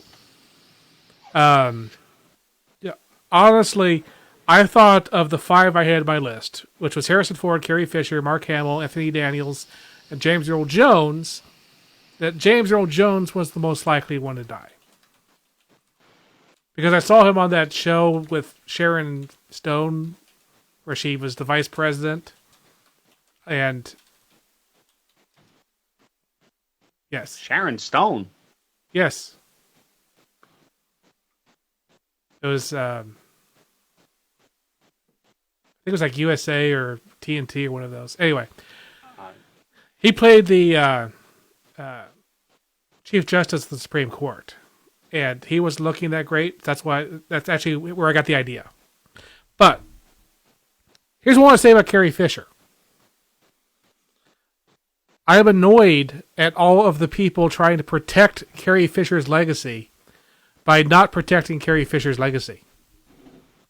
For example, I think Shaggy had a different example, but I'll use the first one.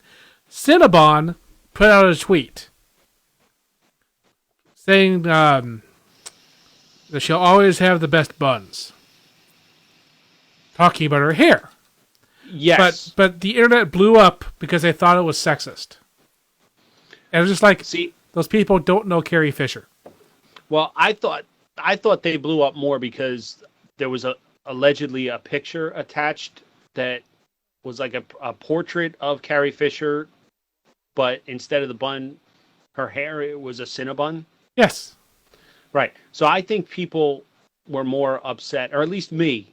My view was they had a right to be upset that Cinnabon was trying to promote using this. If they had just said something like that, then yeah, it's sexist. But that takes us to Steve Martin's, where he tweeted that he thought she was beautiful, and then commented about her wit. Yes. Which, did you see Penn Jillette's? no. He wrote an entire article talking about how he met Carrie Fisher at the Porn Awards. Carrie Fisher was there with Buck Henry, I think it was. Okay. And Penn Jillette, that's where he met Carrie Fisher, is at the Porn Awards. So it's just, anyway, just say. And that was on CNN, he said that, I think. Yeah, it was a CNN article. Just, Carrie Fisher would have loved Cinnabon's tweet. Well, she would have. She wasn't the darling that everyone thinks she is. Sorry, stepping away for a sec, guys. Yeah. Yep. She was, I mean, she was a self-admitted druggie and alcoholic. Yes. I mean, she made no bones about it whatsoever. Yes. And I think we even said a few episodes ago that the only thing that surprised Harrison Ford about Carrie Fisher's latest revelation that they had an affair during the filming of Star Wars was that it took this long for Carrie Fisher to say something about it. That she left a trail of destruction and mayhem no matter where she went because she was irreverent about destroying lives. Well, what she said is it sounded like she didn't 100% actually remember it herself. She looked at her diaries and said, "Oh, I had an affair with Harrison Ford." Yeah. I mean, she, guys, she wasn't Princess Leia. All right? No. She was a person who had problems. And one of her problems was she couldn't live outside of that role. Much like many other people, she got typecast in that role, and she had an issue learning to live outside of it. And we know this from Leonard Nimoy, actually, as well, who had a similar problem. And if you listen to if you watch the documentary or have read any of the books or anything like that, or even watched a couple of the specials with Leonard Nimoy in it, you learn that he had several years of very difficult times in his career where he hated the the character that made him famous, and he wanted nothing to do with that. Okay? He hated being Spock. He hated that he couldn't get other work because everyone always saw him as Spock, and he had to eventually come out of it and accept it and embrace it, because, and I don't know that she eventually did as well, but it took a long time. Well, she was mostly doing writing and stuff like that. Yeah. Actually, the quote from her is less about getting roles in other movies and stuff. It was dating.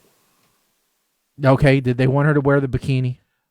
The quote is, I also said it's hard to date once you're a big Star Wars star because you don't want to give people the ability to say, I had sex with Princess Leia. Yeah. Well, I don't think she turned too many people down either. All right. The fact that she had to go back to a book to realize who she slept with when tells you that she wasn't too terribly discerning. All right. But then again, she is a real person, and she, there have been other situations as well where companies have tried to profit from the demise of other celebrities. And, right, wrong, or indifferent, I think sometimes it is in poor taste, even if the people would have liked it. And, it is what it is. It happens. Yeah, the most interesting example of possibly making money off of her death is? What? Disney maybe owed a $50 million insurance policy. Oh, geez. Because she was supposed to be... in the next film? There's 3 movies total for, episodes 7, 8, and 9. Right. She's already shot 7 and 8. Okay, did they get all the shooting done for 8? I wasn't sure. Yes, she was coming back from England after shooting. Okay. But she was also supposed to be in episode 9. So it's argued that it's possible Disney might be owed a $50 million insurance windfall. All right. Sorry, had to go empty the shop vac. So that's 2016 pool in a short summary. Now the 2017 pool is looking very good. And by the way, you can go to PTR Radio under Death Pool and look for the 2017 pool. It is now available. You can see who the picks are. There are a lot of headshots missing because we had a lot of new picks this year. A lot of them that I was frankly surprised by. Now, Mike, you probably have the numbers or have run some of the numbers. Do you happen to know who the most picked person was? Have you got that information yet? So far, yeah. I'm sorry. I just saw an email come across about a repick, but it was Dingles, which I did get. The most picked person this year was Kirk Douglas. Okay. Who was also the most picked person last year. All right. Now, can you tell me, do you have how many times a particular person was picked? Like, if I give you a name, can you tell me how many times they were picked? Yes, but I may have an issue with that, but okay. Go ahead, we'll try. Because I seem to have seen this name come across a lot, and I don't know if that's because of the climate of the country right now or not. But I saw a lot of people saying Donald Trump. Donald Trump was picked 7 times. All right, so a little over 10% of the people. Now, I don't care what your political leaning is. That's a lot. Yes. But here's the irony, okay? So let me just run down. Yes. The picks thus far. Kirk Douglas was number 1 with 13. He was number 1 last year. Betty White reclaims her top spot. With she leaps back up. She was number 1 in 2015. She dropped down to a tie for 5 in 16. She was picked 12 times. It's really, I feel bad going, good for you, Betty. You know? Well, Bill Cosby stayed exactly where he's at, 8 times. Yep. And you got Hugh Hefner, who jumps up to 8 picks, and I know he's made an appearance before. Yeah, oh yeah.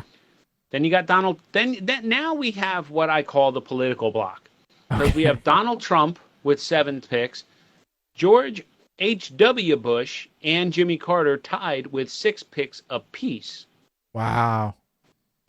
And Trump was twice last time. Yeah. Okay. Now we got Billy Graham, Bob Barker, and Kanye West, each with 5. Glenn Campbell, Justin Bieber, Queen Elizabeth II, Stan Lee, and Valerie Harper, each with 4. We got a bunch with 3. Angela Lansbury, Charlie Sheen, Don Rickles, Hillary Clinton, Jerry Lewis, Michael J. Fox, Richard Simmons, Roger Moore, Shia LaBeouf, Stephen Hawking, and Val Kilmer, each pick 3 times. And Suge Knight. Was Suge Knight Suge Knight times has or 2? No, I see him in there at least 3 times. Okay, so this may be where I am. Yeah. Let's find out. And just to reiterate, there are several repicks that have not been integrated in here. Yeah. So Zsa Zsa should not be on there. Yes, you are And I correct. also see, Mike, our reject is still in here. yeah. Or on the page, yeah. The page on has the page, yes. the page The needs reject. some update. Okay, so yes, the reject. Bill. Push. Every year we seem to get a pick that pushes the boundaries a little bit. And Bill, last year it was somebody picked the president or the leader of ISIS, Yep. and we were like, yeah, no. We had to implement the terrorism rule. And we had to say they are not living in the public light. So Bill tried to push the boundary a little bit and picked Noah Bublé, who was 3 years old, son of Michael Bublé. Which we really hope nothing happens to infants. Oh, well, we truly don't, all right, because he was badly scalded in a hot water incident last year and just recently announced that he has cancer. He's 3 years old with cancer. Yeah, no. So we talked about it and we said, look, Noah Bublé is not trying to live in the public light. He's famous for being the son. And Colin, you brought out a very, very great example that Colin Hanks is Tom Hanks' son and is famous on his own accord. Then you have another Hanks. Truman Hanks. Yeah. Who is in no way, shape, or form a celebrity just because he's Tom Hanks' son. Yes. The only thing Truman Hanks has ever done is he had an Ask Me Anything on Reddit once, where he said he has no plans to be an actor. He wants to be a scientist. So we got a replacement pick for that. Yeah. And then we had And the- we did have one submission from someone who didn't understand how to play the game. We did. Which was Several kind of repicks. fun. Yeah. What's this one? A friend of mine. yeah. A friend of mine had 3 out of 5 picks that they were already dead. And she did not understand what the game actually was. She was just entering because I asked her to, which I appreciate. Yes. But it's okay. And I actually noticed that, some of my friends did not re-enter. So I said, okay. But hey, whatever. Yeah, but some of the notable ones like that I would have never thought. If you would have told me someone would pick Bronson Pinchot, I would have never thought in the world. TV's Balky Bartakamus. Yes, because obviously they don't know that he is very busy doing audiobooks nowadays. Well, and he had a whole TV house restoration thing.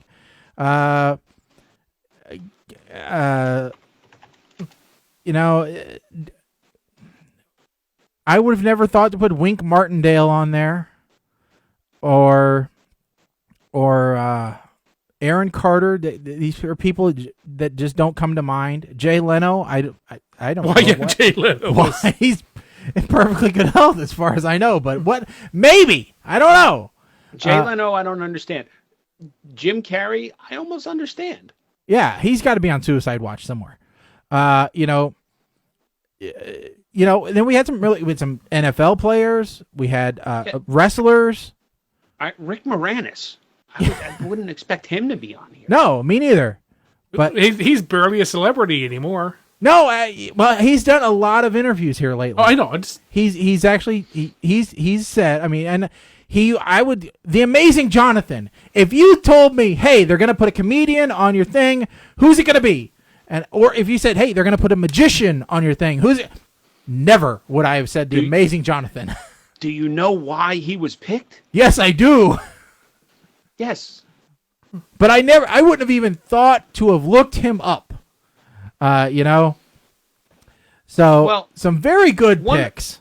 One of my picks. Now, okay, I have 2 picks. And see, I'm leery about speaking about these right now, but it's out there. And we still have 2 people that did not give us replacement picks for Jaja.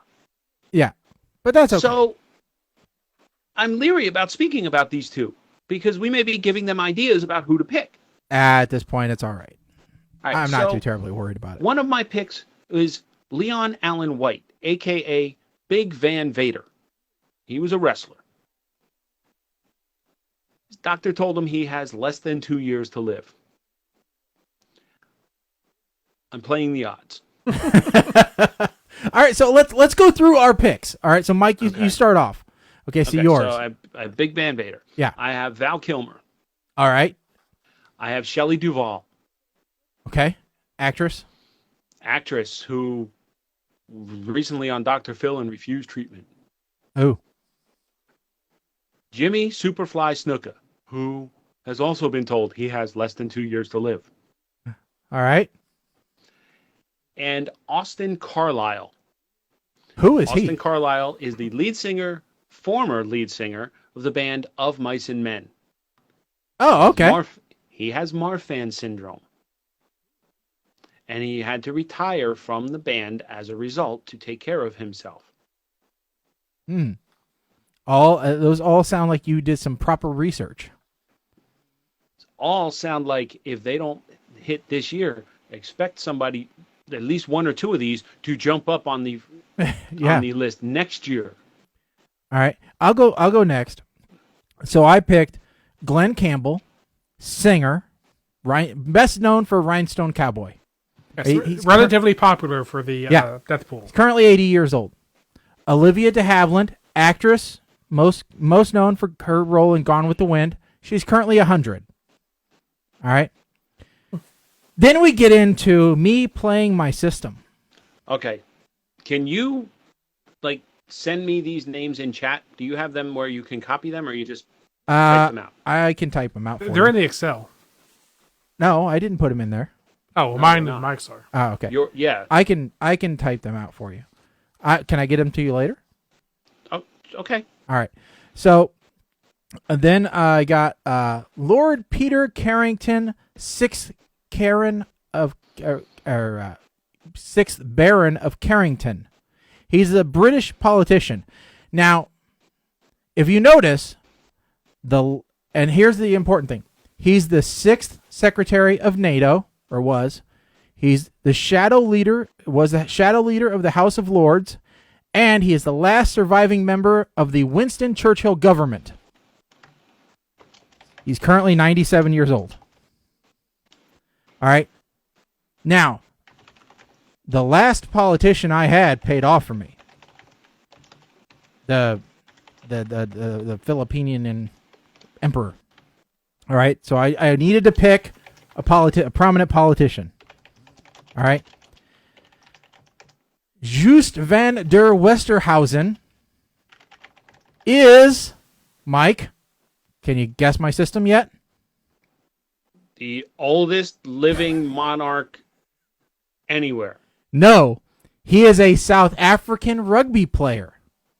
Oh, Lord. He won the 1995 World Cup, the International Rugby Hall of Fame in 2007, and the World Rugby Hall of Fame, and as well as the IRB Hall of Fame in 2014. He is currently 45 years old. Again, who won for me last year? Rugby player. All right.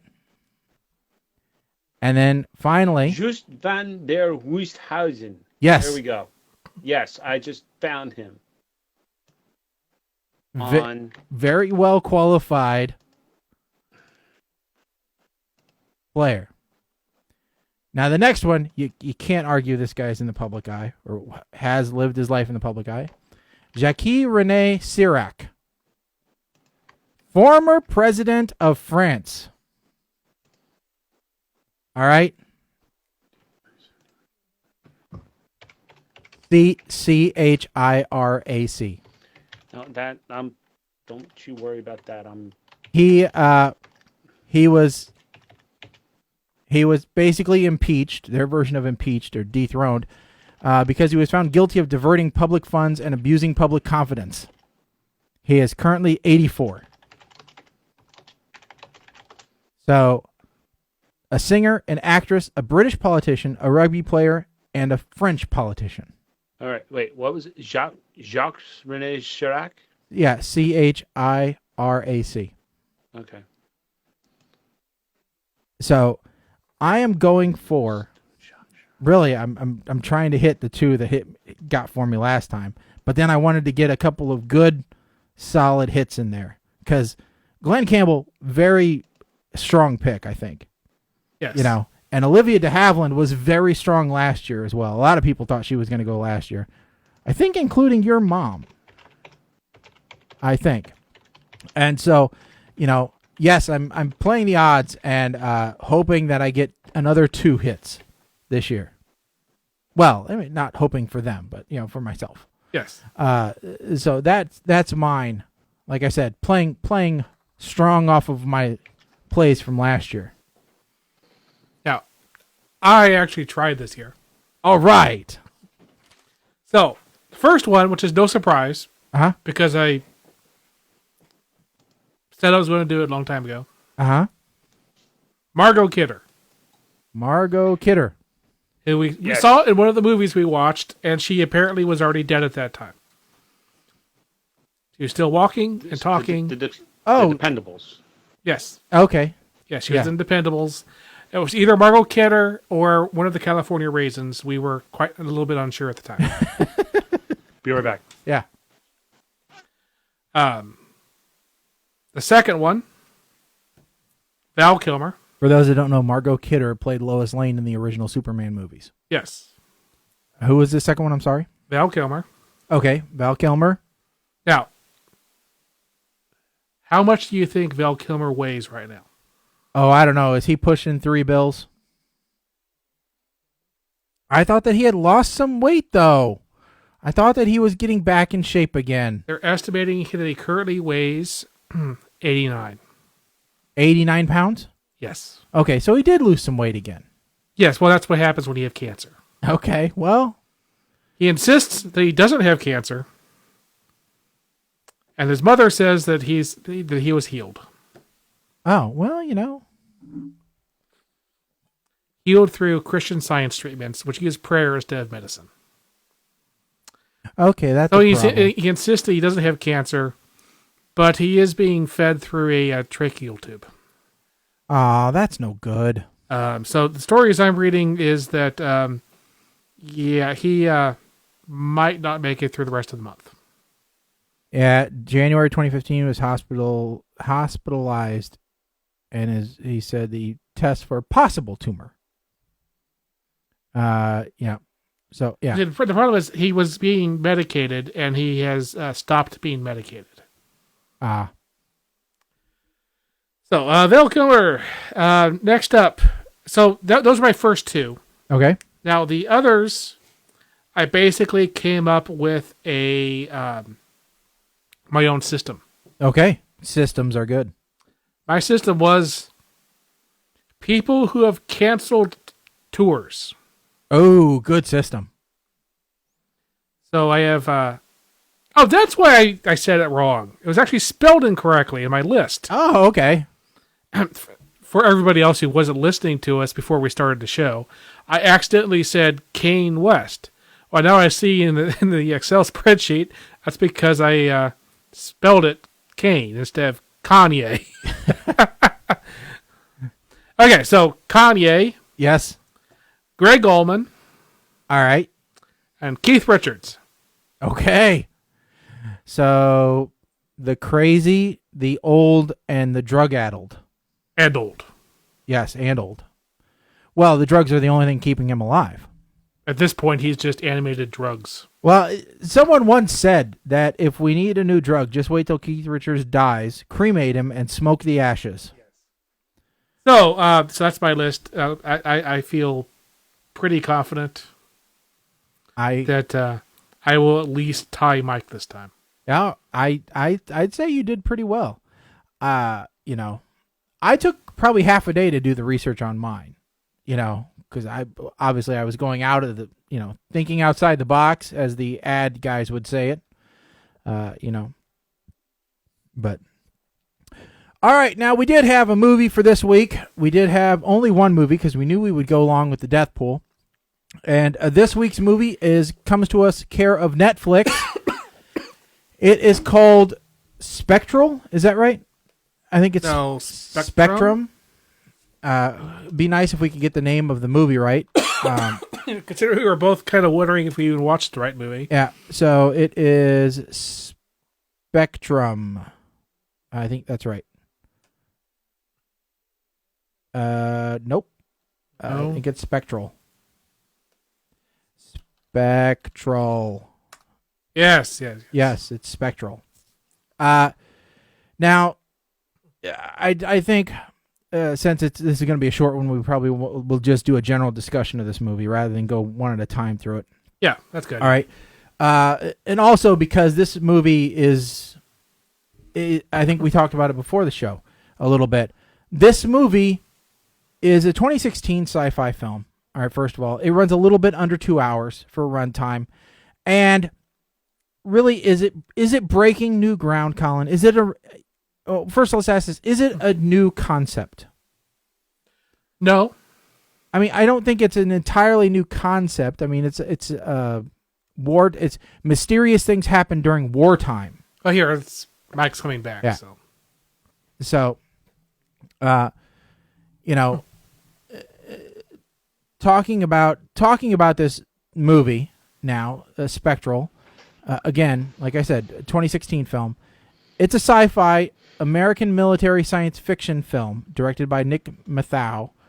You know, Mike, do you think this film was really breaking any new ground in terms of plot? No, not at all. All right. You know, it did have some it had a couple of A-listers in it, I'd say, or at least B-listers at the very minimum. Many people I recognize from other good stuff. Yes. I mean, I recognize James Badge Dale and Bruce Greenwood right away. Yes, and I just have to assume that Stephen Root was a friend of somebody, and they asked him to come in and shoot a day's worth of footage.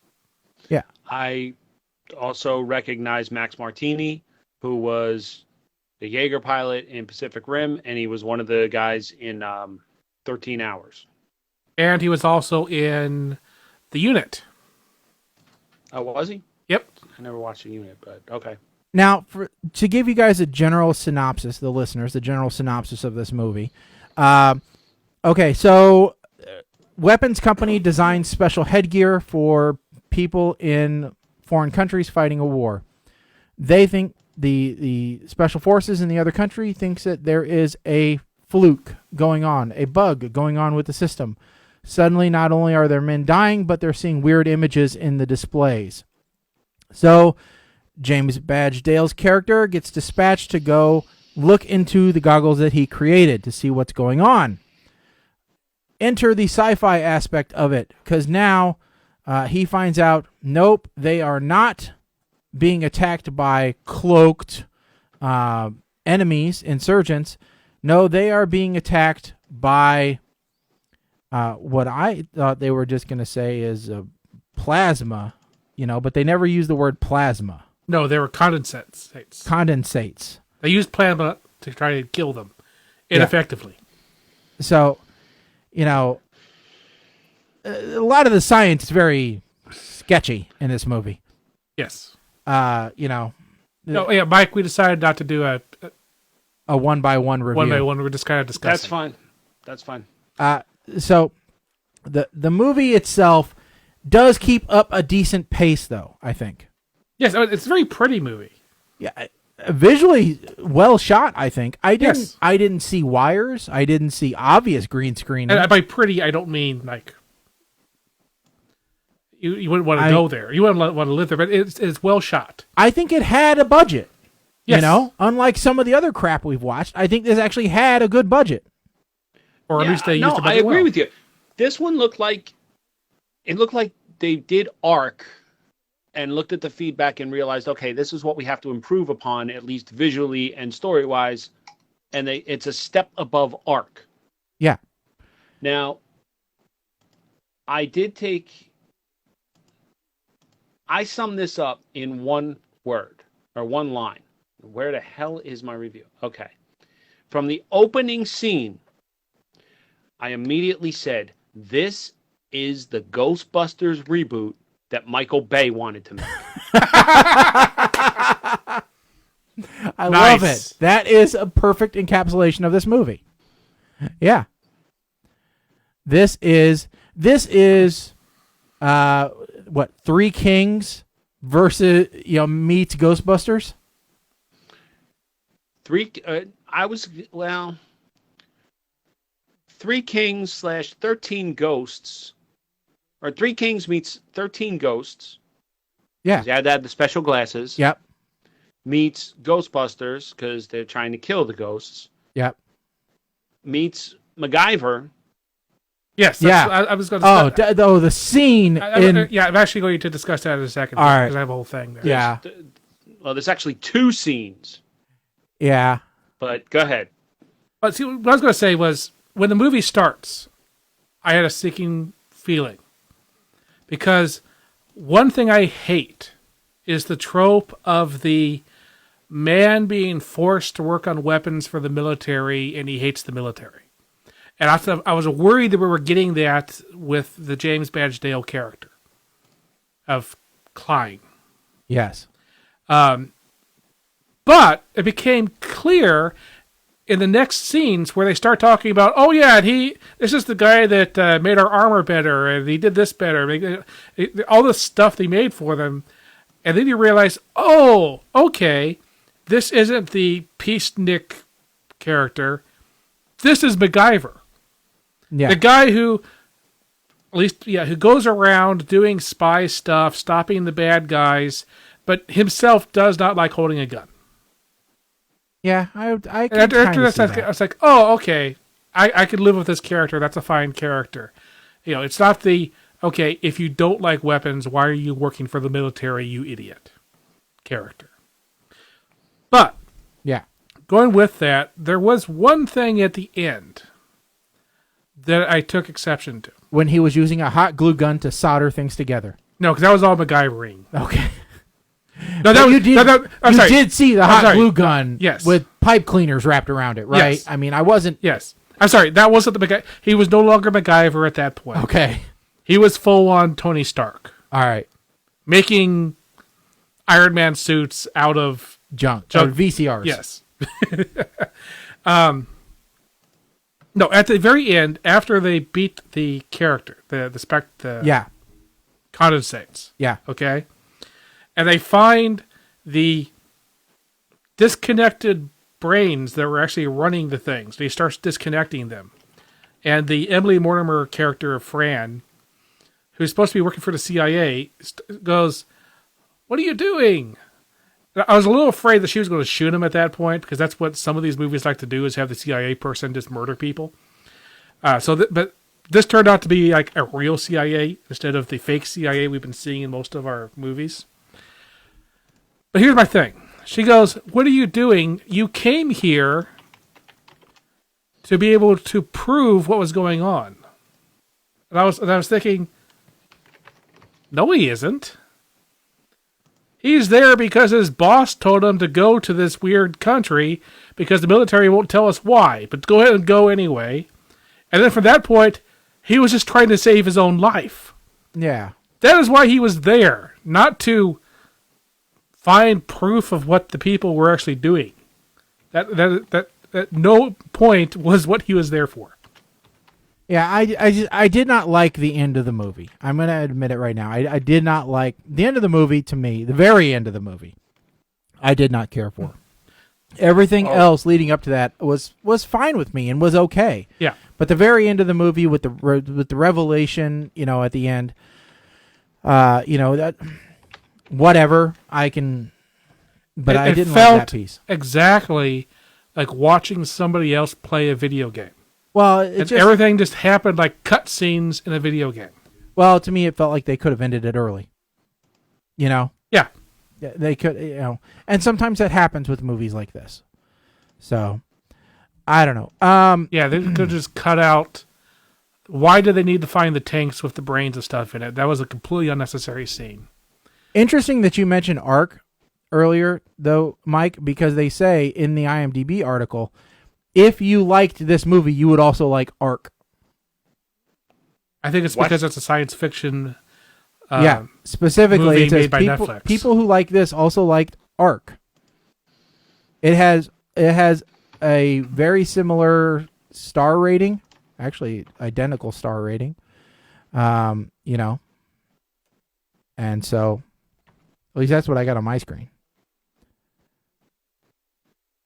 So, yep, they said between Ark, The Magnificent Seven, Deepwater Horizon, The Accountant, Inferno, and The Autopsy of Jane Doe.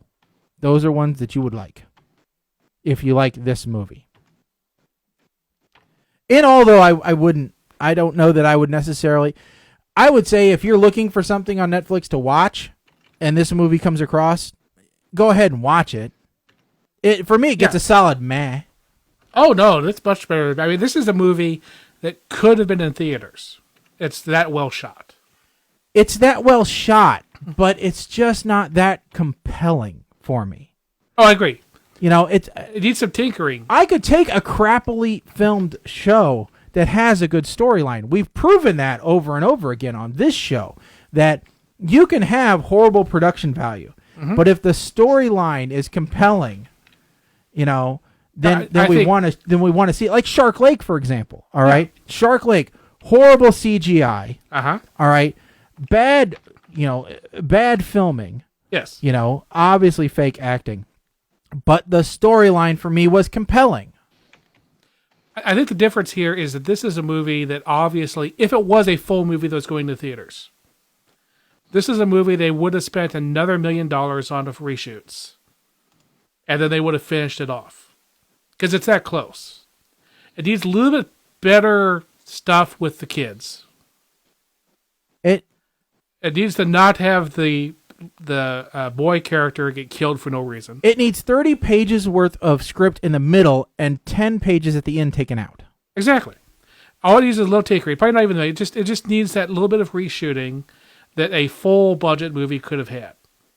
But at the same time, it shows exactly what a movie made by people who know what they're doing would be like at that point. Where we've had a lot of movies where it's like no part of that movie was made correctly. I mean, like The Cobbler. Exactly. But anyway, so all right, I give it a meh. What do you give it? Oh, this is I'd say halfway to Schneikes. It's it's smile, like grin. What you got for it, Mike? Well, I gave it a smile. However, I am reserving the right to upgrade this after a second viewing. Okay.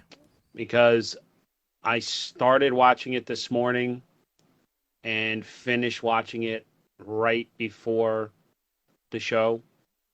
And my frame of mind changed between then. So I think it says a lot. Yeah. I think it says a lot that you're even willing to watch it a second time to see. Yeah.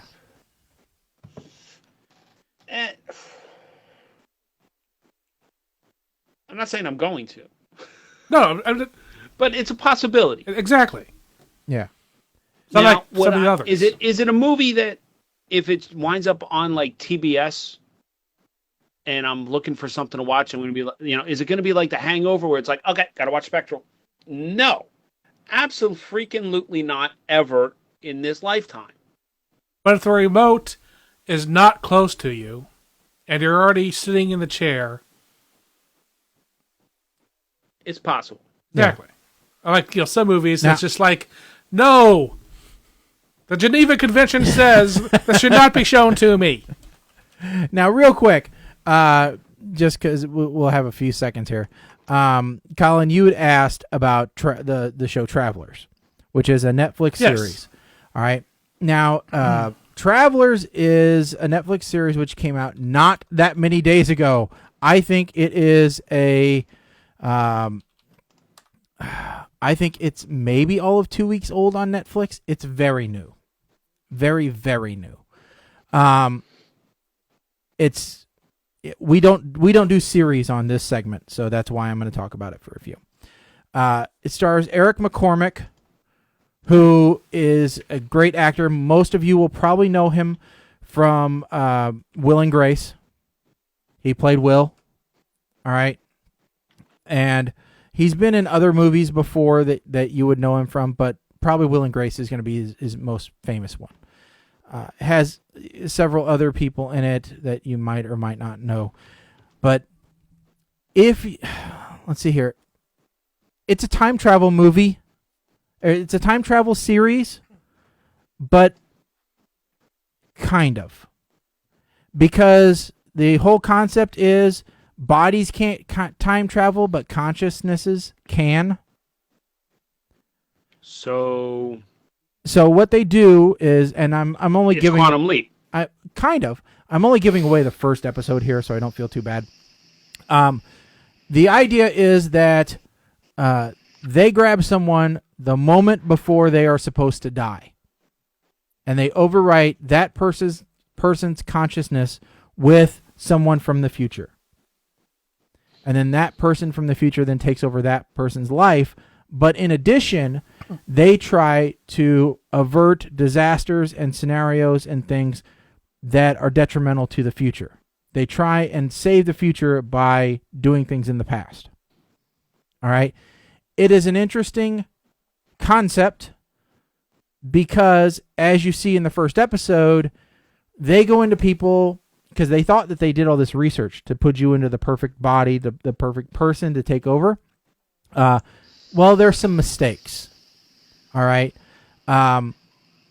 Things like they didn't know that the person that they were imprinting their historian in is a heroin addict. Because each team consists of a certain number of members, each of which has a specialized skill. All right. Okay. They didn't know that the person that they were putting I think it's a logistics officer into, was mentally challenged. All right. And that causes its own set of problems because you're putting a new hard drive into a damaged computer, basically. Okay. Yeah. All right. And so the first episode is all about this FBI agent who is Eric McCormick's character, Grant McLaren, going after these people that he thinks are people of interest. All right. And then at the very end, you see that he is saved moments before his death and then taken over. And now he is the head of this team. And then the rest of the episodes, of which right now there's only for a season, you see how they try to, fix the future with limited success because, as we all know, sometimes major events, have major effects, but sometimes minor events have major effects, and sometimes the opposite is true. So it's an interesting series to watch. If you like the time travel genre. Yeah, it's very hard to do. It is extremely hard to do. In fact, as far as there's only Travelers I might give some leeway to, but for serious time travel shows, I'm thinking the only one that I think has ever really been successful was 7 Days. I don't know because I never watched that one. That's a very good one. But Doctor I Who. think I know that. That's not a serious time travel. So, but this one I thought was oh no, was pretty Doctor Who is not serious, as evidenced by the Christmas special this year. I liked it. Oh, I liked it. It just had nothing to do with Christmas. But Sherlock, in no way was it serious. no, it was hilarious.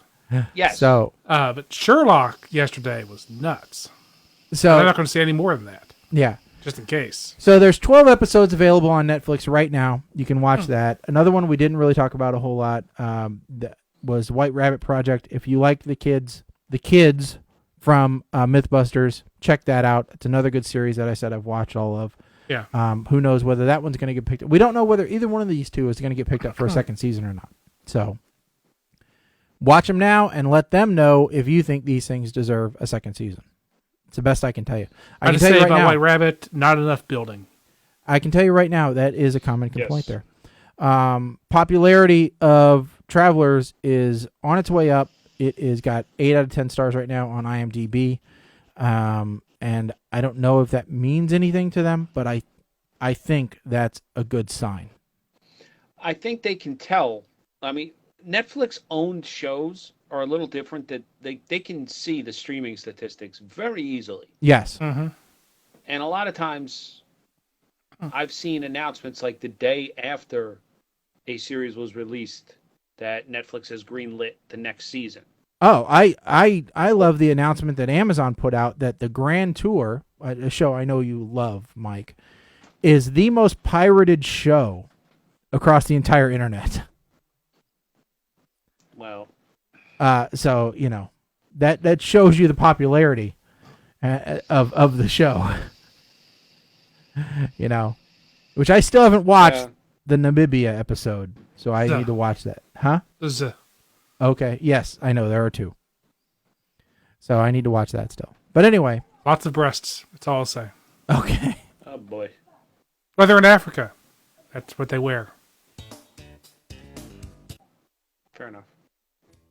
All right, ladies and gentlemen, you've been listening to PTR Radio here on the fabulous Interweb. Again, we want to thank you for your participation during the 2017 Death Pool. We'll have more information about that, obviously, out next week. Keep your eye on the page because we will be getting those headshots up there so that you can go, oh, I do know that person. You know, but thank everybody who entered. Don't forget. 2 weeks.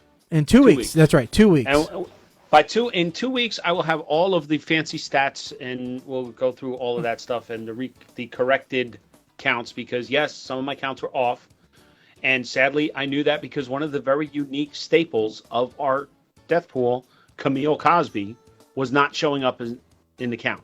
Ah, yes, she is a snowflake. So. You know, we'll be back in 2 weeks. God, no. What? No. Go on. She's unique. That's a snowflake. Let's be clear.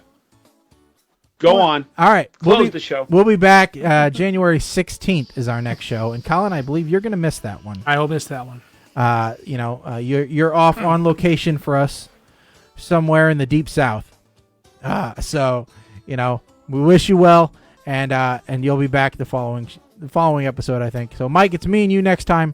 And all you listeners out there on the internet. Again, don't forget, you can always check in 877-787-8822. Let us know how your week's going, what you want to hear us talk about. Check us out, Twitter, Facebook, and, of course, the website, ptrradio.com. That's it for me. I'm Shaggy. I'm Colin. I'm Mike the 8 Man. Second fork on us, folks. We are done. Later.